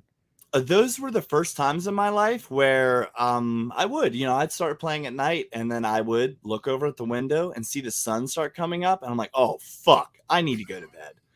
School's starting soon. Dude, on a school night that would be brutal, but on a weekend not so bad. What do you think is your all-time favorite computer game? No, dude, hands down Roller Coaster Tycoon. Really? Yeah, I mean, I also remember some other games too. Like I remember Who Wants to Be a Millionaire was a computer game that I liked to play. That was a fun one. Yeah. There was a lot of interesting ones. There was even some like wrestling simulator games that I was really into. What was the one that we were were into at one point? What was it? Extreme Warfare, Extreme Promotion Warfare. Wars. Yeah, those were all fun. But if I had to pick one definitive one, Roller Coaster Tycoon, because you could literally do, and in fact, that's what I mean, I was always interested in business. So for me, I loved the business aspect. And you're learning numbers, you're spending money on promotion, and you're building new rides, you're trying to advertise and get new people in, selling food. You're spending money to make money. It's a whole fucking thing. And it's a highly detailed game, especially in the later years, like Roller Coaster Tycoon 3, which I have on my computer right now. I actually bought it like a year ago. I haven't played it too much, but I bought it a year ago on a whim. I was looking through games on the Nintendo Switch store today for my daughter, and I saw that I think they have a Roller Coaster Tycoon game on the Switch right now for $20. I was like, oh, that's mine. Yeah, you should. You did that. You did buy it? No, not yet. But it's as soon as we're done fucking recording this show, I'm gonna go buy it. Dude, you should. You totally should. So I don't have a Switch. No, I don't have one of those. I have a PS3 and I also have a PS4. Okay, yeah. Whatever. But I don't got the newest. I don't got the PS5. I don't have an Xbox, so no Switch. You don't have $900 to shell out for a PS5? No. I did try to actually buy. In fact, I did buy successfully a PS5 from Target like 6 months ago for retail price. I paid, I don't know, what was it, $550 or whatever it was with tax. Wow. I actually paid for it. They took the money out of my bank account, and then hours later it said canceled. They canceled the order and refunded me because of a stock issue. I think what people were reporting was happening was that Target employees would, instead of fulfilling those orders, the online orders, they would cancel them and then buy it for themselves and then resell it on eBay. Smart. It actually is fucking smart. I'm not going to lie, but that is bullshit though at the same time, because if I was them, I'd do the same fucking thing. But yeah, so they canceled my order that was secured and paid for. And now I don't have a PS5. Let me ask you this, staying on computer games, The Sims. Oh, I was never really into The Sims too much. Yeah, I was a Roller Coaster. Roller Coaster Tycoon had all my time. Yeah, I just thought The Sims was cool to kind of like barricade one guy in a room and fucking see how long it takes before he dies. Yeah, that's really cool, man. It really. Hey, I gotta go. Really, really cool. It's really inspired me in a lot of different ways. Yeah, I'm sure it has. But no, in all seriousness, tell me about The Sims. Like, I've played it maybe once or twice. I don't remember though what you do. Like, what's the purpose of the game? No, yeah, it's pretty dope. You start off as one guy. You're just a single male guy. You're living in a small house. And you're getting job offers and stuff like that. There's a pretty young lady who knocks on your door one day. Who fucking knows who she is, but you can get to know her and have a child if you'd like. So somebody just knocks on your door and you're just dating then? If only life worked that way. Well, one thing that I will say about this game, I'm going to have to research this. Please do not sue me for what I'm about to say, because I don't know for sure. But I'm pretty sure you couldn't have a homosexual relationship in that game. You couldn't? Like it was forbidden? Yeah, you couldn't. Some dude knocking on your door, he could be like your gardener or something. You couldn't try to fuck him or nothing. You're like, hey, man. I don't even know. I was going to do the voice. I'm not going to do it. I almost did. No, that game was a lot of fun. It sounds fun. My fiance was really into that. I just didn't play it too much. Okay, do you want to know what game I did play? I think you did too, unless I'm just fucking remembering something else. Habbo Hotel. Yes. Dude. Yes. We played some Habbo Hotel. Dude, Habbo Hotel. Oh, I kind of want to play now. Is it still around? It's still around. I think it's on mobile. Oh, that's crazy. That is game changing. Didn't you and I used to like go into rooms? Maybe Glenn too. I don't know, or maybe it was just you and I. I had a long career on Habbo Hotel. I was a wrestler in Habbo Hotel. I would do the independent wrestling leagues in the Habbo Hotel. I was a champion as well. Of course, I expect nothing less.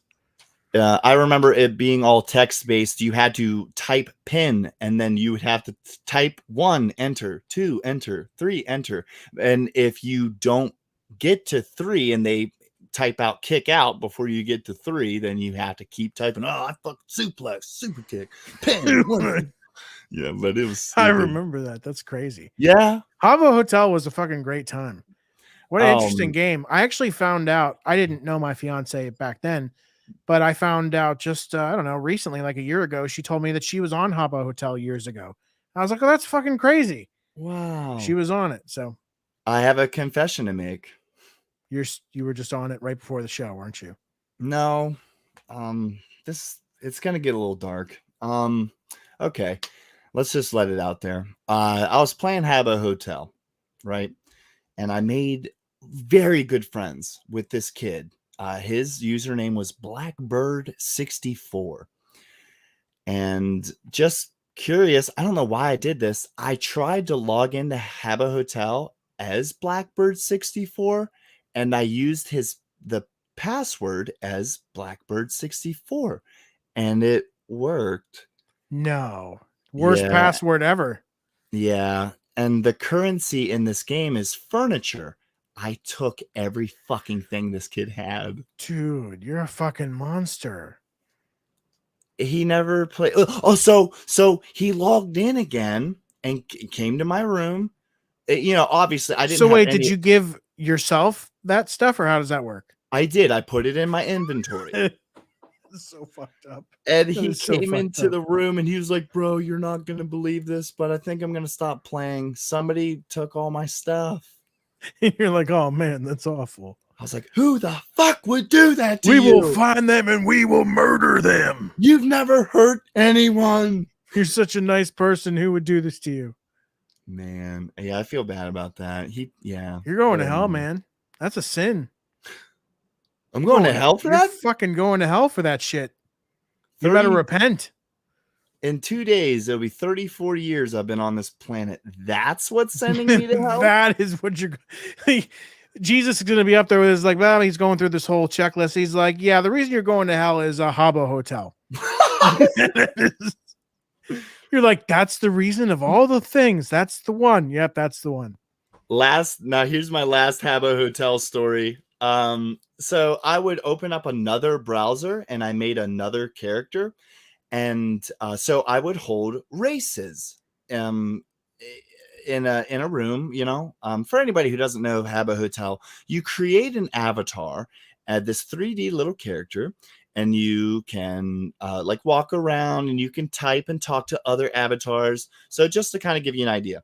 And there's games that you can play. So I would hold races. And if you win the race, you get furniture, which is the currency in the game for your room. You could take your furniture to your room. And on my other browser, I had my other avatar, and I would have me race other people. And the only way you could enter the race is if you put a piece of furniture on the line. And if you won the race, you could keep racing. So I would just keep beating these motherfuckers, and I would just get all this in-game currency. But finally, beating them fairly, though? No. I'd be like, okay, the race starts in 3, 2, 1, and I'd have my hand on the mouse, and I would press enter on one, and I would click it, and I'd be like, I'll fucking go. So you were hustling. You were hustling people. Yeah, I was cheating. Finally, I fucked up. I don't remember how I fucked up, but somebody got hip to my scheme, and Habbo Hotel looked into the matter, realized that these two characters were from the same IP address, and I was looking at that closely. Wow. I was banned. So have you been banned ever since? Was that the last time you were on? I think my ban was a 50-year ban. I tried 50-year ban. Jesus. A couple years ago, I tried to log in, and it said you still have this amount of time before you can log in. Do you think you'll still be alive before you can log in again? Yeah, I mean, it's 2022 now. I think it said 57. So yeah, we'll be. Yeah. That's pretty soon. That's coming up. Yeah, it is, isn't it? Yeah, that's coming up soon. We'll be here. We'll play some Habbo Hotel in 2050, whatever the fuck you said. So, to put a bow on the 90s, would you say that you learned a lot from the 90s? I will say, and I'm sure everyone says this about their decade that they were born and raised in, the 90s were the best fucking time. Like, I loved growing up in the 90s. I wouldn't trade it for any other decade. I thought it was perfect. I thought it was the last good decade before shit really got, before shit really turned to shit, like before it all went to shit, basically. Yeah. That was like the last good decade. Then the 2000s kind of started getting iffy. Then the 2010s really iffy. Then the 2020s are just all fucked. Well, me personally, I would like to try my hand at the 60s, 70s, or 80s, music-wise. Music-wise, for sure. Yeah, I was just talking about in general. Well, well, I mean, I would go there just for that reason alone. Yeah.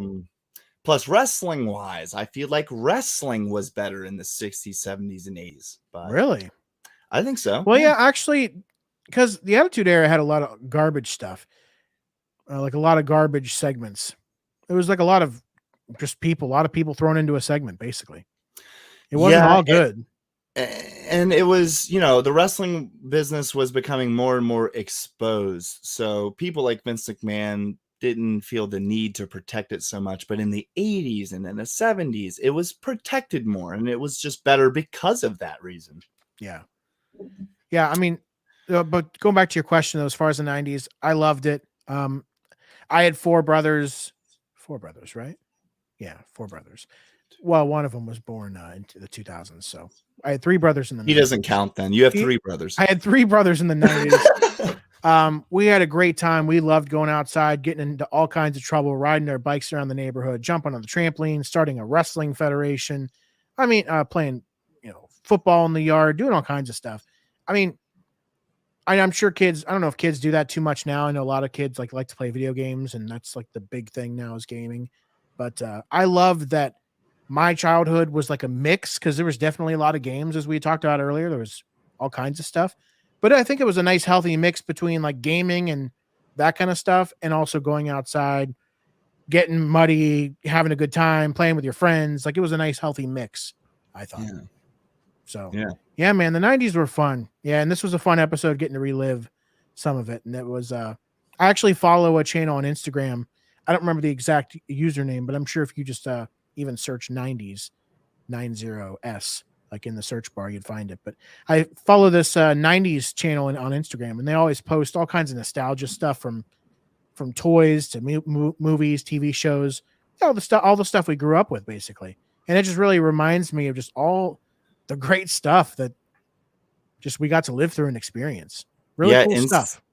I would say that Instagram is a pretty dope spot to find like some good 90s stuff. Now, there's a lot of really talented like freelance filmmakers too that make some pretty good 90s documentaries on YouTube if you want to check. I'll have to check. I've actually never looked at anything like that. I'll have to check some of those out. Conspiracy theories, stuff like that. It's cool. Oh yeah. But okay. I love a good conspiracy theory. That's episode 8. Yeah, man. The 90s. Thanks for this trip down, or this walk down memory lane, I guess I should say. Yeah, I'm just glad that me and you are the same fucking age pretty much, so we could have done this.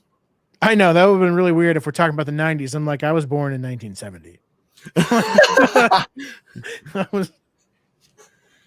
But thank you guys once again. Please follow us, follow the show at the DuFour brand on Facebook, Instagram, TikTok, you name it. We are there. I try to keep a lot of this stuff updated, a lot of funny clips. As we've said on previous episodes, I am currently making the grind towards being a stand-up comedian. It's something that I really like to do. So with that being said, the kind of content that you will see on the DuFour brand is some funny stuff, some comedic stuff. So I hope you guys enjoy that. And for Mike Yatsco and for Travis DuFour, thank you once again. I do actually want to throw in one quick thing before you tie a bow on this episode, and to say that for the next couple shows, I won't be here. I'm moving. So it'll be Travis, and I think you have some things planned while I'm gone, right? You still plan on doing the show? Is that correct? We will have a special guest on the next 2 episodes. Awesome. So I'm looking. I'll be able to watch. I'll be moving and doing shit during that time, so I won't be on, but I will definitely be watching. So I wish you guys the best of luck. Can't wait to see what you do there. And then I think in about 2 weeks I'll be back, and then Yes, get you to will. finish out the season. Enjoy your I guess summer break. Is this your summer break? No, dude, this isn't even a break at all. This is a fucking move. There's no breaks happening during this time. I wish it was a break though. Well, thank you once again, Mike, for joining me on this journey. Thank you, everybody who has listened, all you people who have been listening in the United Kingdom, which is surprising for me, at least. That's cool. Yeah, very cool. I love this show. I love doing this show. Thank you once again, and we will see you next time.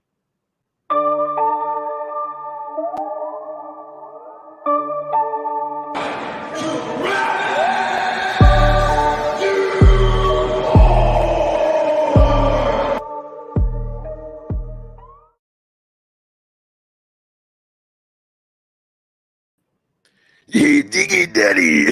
Sorry.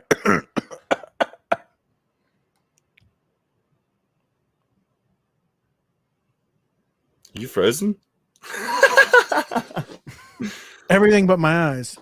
Yeah, it's starting to fucking like really storm outside, and I was like, "Oh my god, we're about to lose it." What if you had lost power right as you were ending the show? Yeah, sorry, I derailed your ending there. I just wanted to make sure that we brought attention to the fact that the show is going to be different for a couple weeks. Yeah. I believe I didn't want to say this on the show, of course. Yeah, we are in the after show now, so I don't want anyone to think that we don't know we're live. We know we're live. This is the after show. Yeah. And okay, so to kind of my brother was in the chat that's room. pretty cool that he was there, right? Yeah. I wasn't expecting that. Yeah, because I actually didn't know what your relationship was today. So when I saw what he was saying, like we got into a fight, like I thought it was about to start like getting dramatic. Like he's like, "Fuck you, talking shit about me again." He's like, making shit he's up. telling a lie. This whole thing's a lie. Been a liar since he was a fucking kid. And then you're just like, I'm not fucking lying, and you're just going back and forth through the chat. Nah, yeah, some Family Feud. I'm glad that, because this is a recording for our podcast. I'm glad that we didn't focus too much time on that chat. I mentioned which we didn't, right?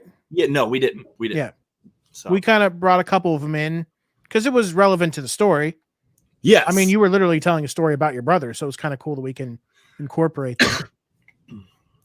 Yeah, and for the life of me, I couldn't fucking remember if hold on right here. So boom, we got into a fight. I wanted to tell that story today, but I couldn't fucking remember what happened, and he cleared it up for me. You tried to kick me, but I caught your foot, drove it straight up, and you hit the ground hard. Yeah. What'd you think of the show? Loved it. Yeah, I thought it was a fun show. A lot of fun. We filled 2 hours just perfectly, really. Yeah. Originally, what? Yeah. I originally, when we started the show, we wanted to have a 2-hour show, and we got some 3-hour shows in the past, but yeah, I think we're doing good. Yeah, but we also had a big bulleted list that we had to go through for those shows, so we had a ton of crap. And I'm sure if we had done that with even an episode like this, maybe we would have been able to go 3 hours. And just to kind of give everybody a heads up too, the next 2 episodes are not interviews. They're guest spots. But I'm looking forward to seeing what you do with those. Me too. Me too. Yeah. But whenever Mike comes back, we will be doing an episode on one of my best friends, Melanie Wells. So that'll be a heavy one. It will. That will not be a light and cheery episode for sure, but an important one. Yeah. I've never spoken about it really on a public forum, so I'm kind of interested to see how I'll structure this one. Yeah. Yeah, I'm looking forward. I'll be listening for sure because we might be packed. Oh wait, what will I be doing? Yeah, Friday we'll be probably wrapping furniture. Wrapping furniture. Yep. So like to Wrapping. protect yeah. So I rented 6 dozen furniture pads so that we can wrap the furniture with pads to protect it from getting scuffed up or whatever, or like torn, like the couch like torn or anything like that. And what are you using? A U-Haul? Yeah, 26-foot U-Haul truck. Wow. Yeah, the You biggest ever one they driven one of got. those? No, well, yeah, I have, but I'm not driving it this time. My stepdad is. Oh, good.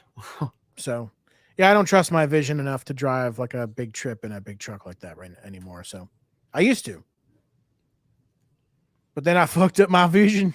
It's all over. My first time driving a U-Haul was just 2 years ago. I made a deal with Phoenix Pro Wrestling to acquire Phoenix Pro Wrestling, and I would become the promoter. So I had to go up to Pennsylvania, to Altoona, Pennsylvania. And did you? I did. Oh, this actually happened? Yeah. Hmm. Did we not mention that on the Life After Wrestling? We had to have, right? I don't think we did. Huh. It sounds like new information to me. Fuck. Or maybe I'm forgetting. I also smoke a lot of weed, so Well, here's a bonus story for episode 4 then. I had to get a U-Haul. It's my first time driving a U-Haul. And I drove up to Altoona and got the U-Haul in Altoona. And the first thing I did whenever I got into the U-Haul was turn on the wrong street. I was going towards traffic on a one-way. Does that make sense? Yeah. Yeah. And fucking, oh God, that scared the shit out of me. I had to make a split fucking decision there and like jerk the wheel over and fucking get myself. But I noticed aren't easy to drive. No. I noticed that the gas gauge was about midway through. So I stopped at Sheets and I fucking clipped the gas. I clipped the, help me. Pump or whatever? Yes. Yeah, I almost killed somebody. Years ago when I was driving, this was my move from Ohio to California to live with Glenn. You almost killed someone. You drove to California? Yeah, I drove to California from Ohio to California. I drove in a U-Haul. I'm sorry, I drove in my Jeep and I pulled a U-Haul trailer. Okay. So what was happening was I made the trip success. It took 3 days. I had to stay in a hotel at different times traveling. It was actually a cool trip, although I didn't have AC. So you were by yourself? Yeah, just me road tripping it. Yeah, it was a crazy trip. My grandpa was terrified. He couldn't believe I was making the journey by myself. Like and most people didn't believe I was. Like they thought I was just saying like some crazy story. Like, oh, he has some crazy idea that he's moving to LA. But then I actually do. But he's got those big city dreams. I did, at the time. Now I want to go back to small town living. I'm done with big city dreams. I don't want to live near the big city. Did you find any trouble on your way? I actually think it was completely trouble-free the entire journey. There was like a couple sketchy places, a couple sketchy gas stations I went to where it seemed like at any point things could go south. Especially the one. As I got into California, because I didn't know the area, so I didn't know where I was stopping for gas. Generally, I picked pretty good places, but this last place that I stopped for gas was in some bad town in California outside of LA. And it was scary. Like there were some people like giving me some looks, and the only thing I had on me was a pocket knife. But I remember my heart racing a little bit as I was filling up the Jeep, and I'm just like keeping my eye on everyone, like not like staring at anyone, but like, peripheral vision, just making sure they stay where they are because they seemed weird. Oh, it was weird. And the only thing you had on you was a nightstick and a grenade. It was and some C4. I had some C4 left over from my military days, but no, pretty much got out of there, no problem at all. Nothing happened. So that was good. But the point of the story, I had the U-Haul trailer and I had to return it right after I was done unloading it. So I'm going to return it. And because of the trailer, it makes the Jeep even heavier. So like when I'm stopping, like braking, it makes it very difficult to stop. And Oh, especially since my Jeep brakes were pretty worn down at this point, I had to like stop well in advance to stop fully. So this person was riding their bike. I was making a left turn to go return the trailer, and they were riding their bike on the sidewalk. I didn't see them, and I make my left turn. I come so close to hitting them, but just hear my brakes make the weirdest, like loudest screech because I slam on my brakes, and I could feel the force of the trailer hit the car, and I was just like, it was like shaking like that. That's how violent it was. But this kid almost fucking died. That was on his bicycle, almost killed him. But did he just almost get clipped or no, I mean he almost he for sure almost got clipped. Like I mean like straight head on? oh yeah, if I hadn't slammed on my brakes, like if I had waited a second longer, I would have run him over. And this was once you got into California? Yeah, this was I was gonna be going to jail my first day Jesus for killing Christ. somebody. You make that cross country trip, and the second you get there, fucking manslaughter. I did get a ticket though my first day in California. Oh, good job. What'd you do? Parked illegal parking. It was like I was parked. You have to be within 2 inches of the curb, and I was like 4. My tire was 4 inches away from the curb. Do that shit in Ohio, okay? Yeah, I know. I know. I was just, who am I, right? Who the fuck am I? It was my bad. You saw one homeless guy take a fat shit on the sidewalk, so you did it too. And they're like, sir, you can't do that. No, I'll tell you what, though, I'm looking forward to being at the new house. Have I told you anything about it? No, not really. Do you got time or are you looking to rush off? Nah, we can go 8 more minutes. How many bedrooms is it? It's the same as this one. I think it's a 4-bedroom, bedroom, but one of the bedrooms is real small. Like it shouldn't even count as a bedroom. Like it should just walk-in closet. Yeah. Pretty much. But it's going to be basically my office. Or no, that was the cat's room.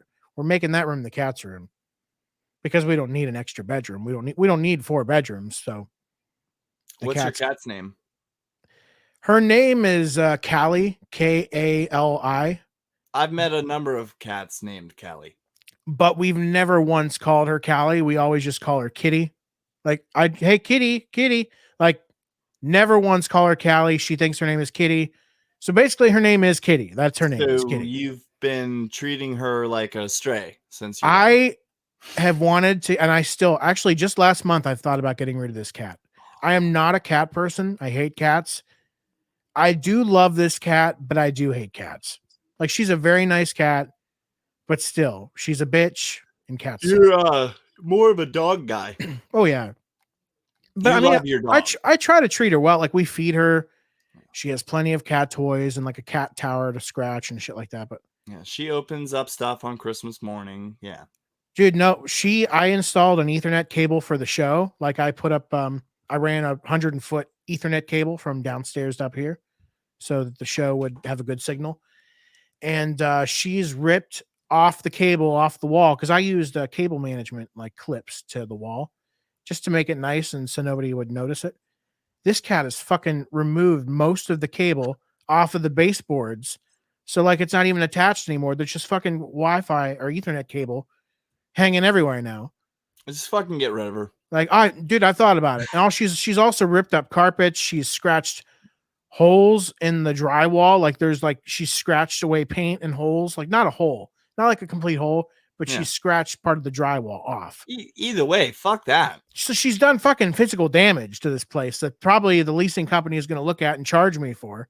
I'm expecting a bill when we move out of here. Your security deposit, you getting that back? That's gone. I expect nothing back. Nothing. They're probably going to have to replace the carpets. And yeah, who knows what else. All the doors. All the doors. They do have to replace actually one of the door frames because I busted it because I was pissed one night and I kicked it like I was fucking mad at Kristen one day and she locked it and I kicked it and I was like, open up the door, you fucking bitch. Again, I kicked the door. Well, this is a fun after show story, isn't it? and I kicked the door, and the door moved. Like I kicked the door so much that it broke. Like the whole door frame broke, and so now I'm going to probably get charged. Well, I will, not probably. I will be getting charged for that. Let me show you.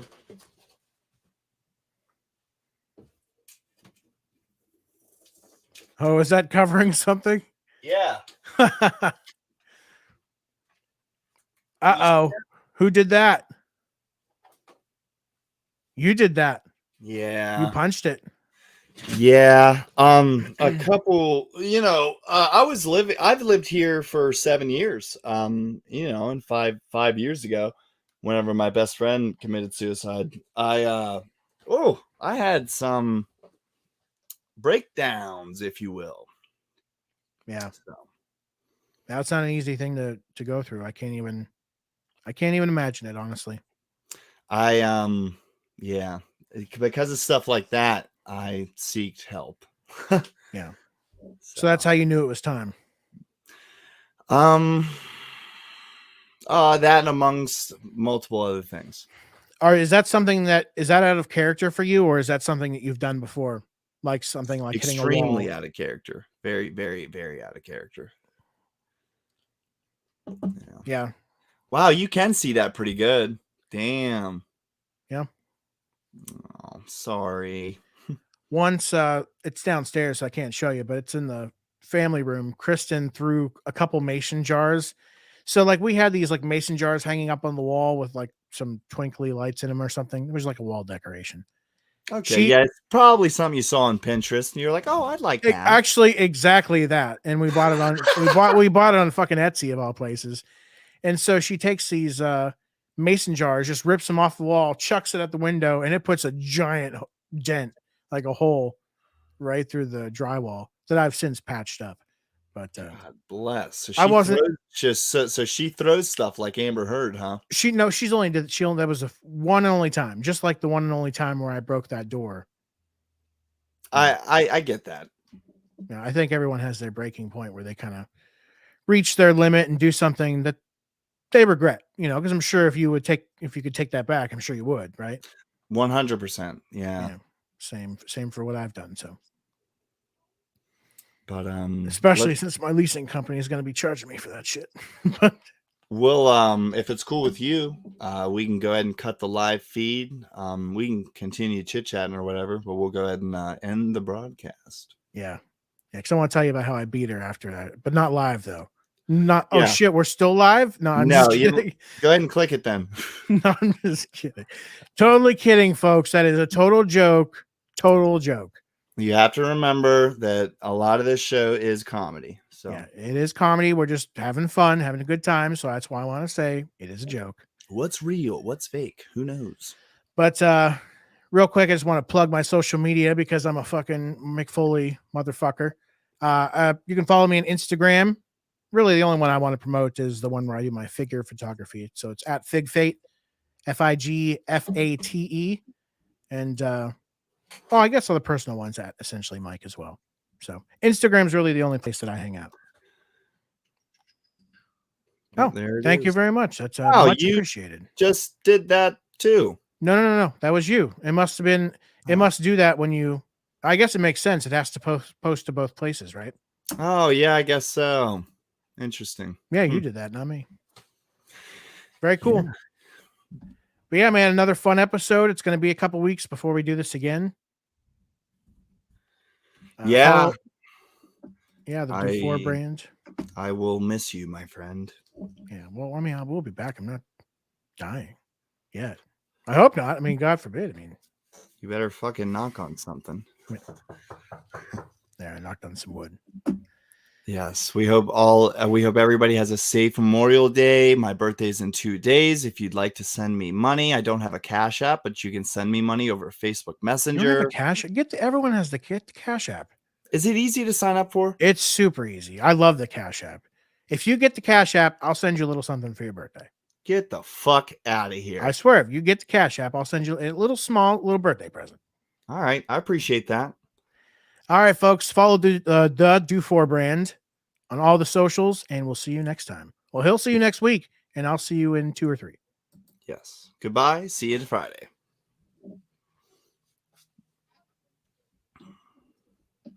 Go.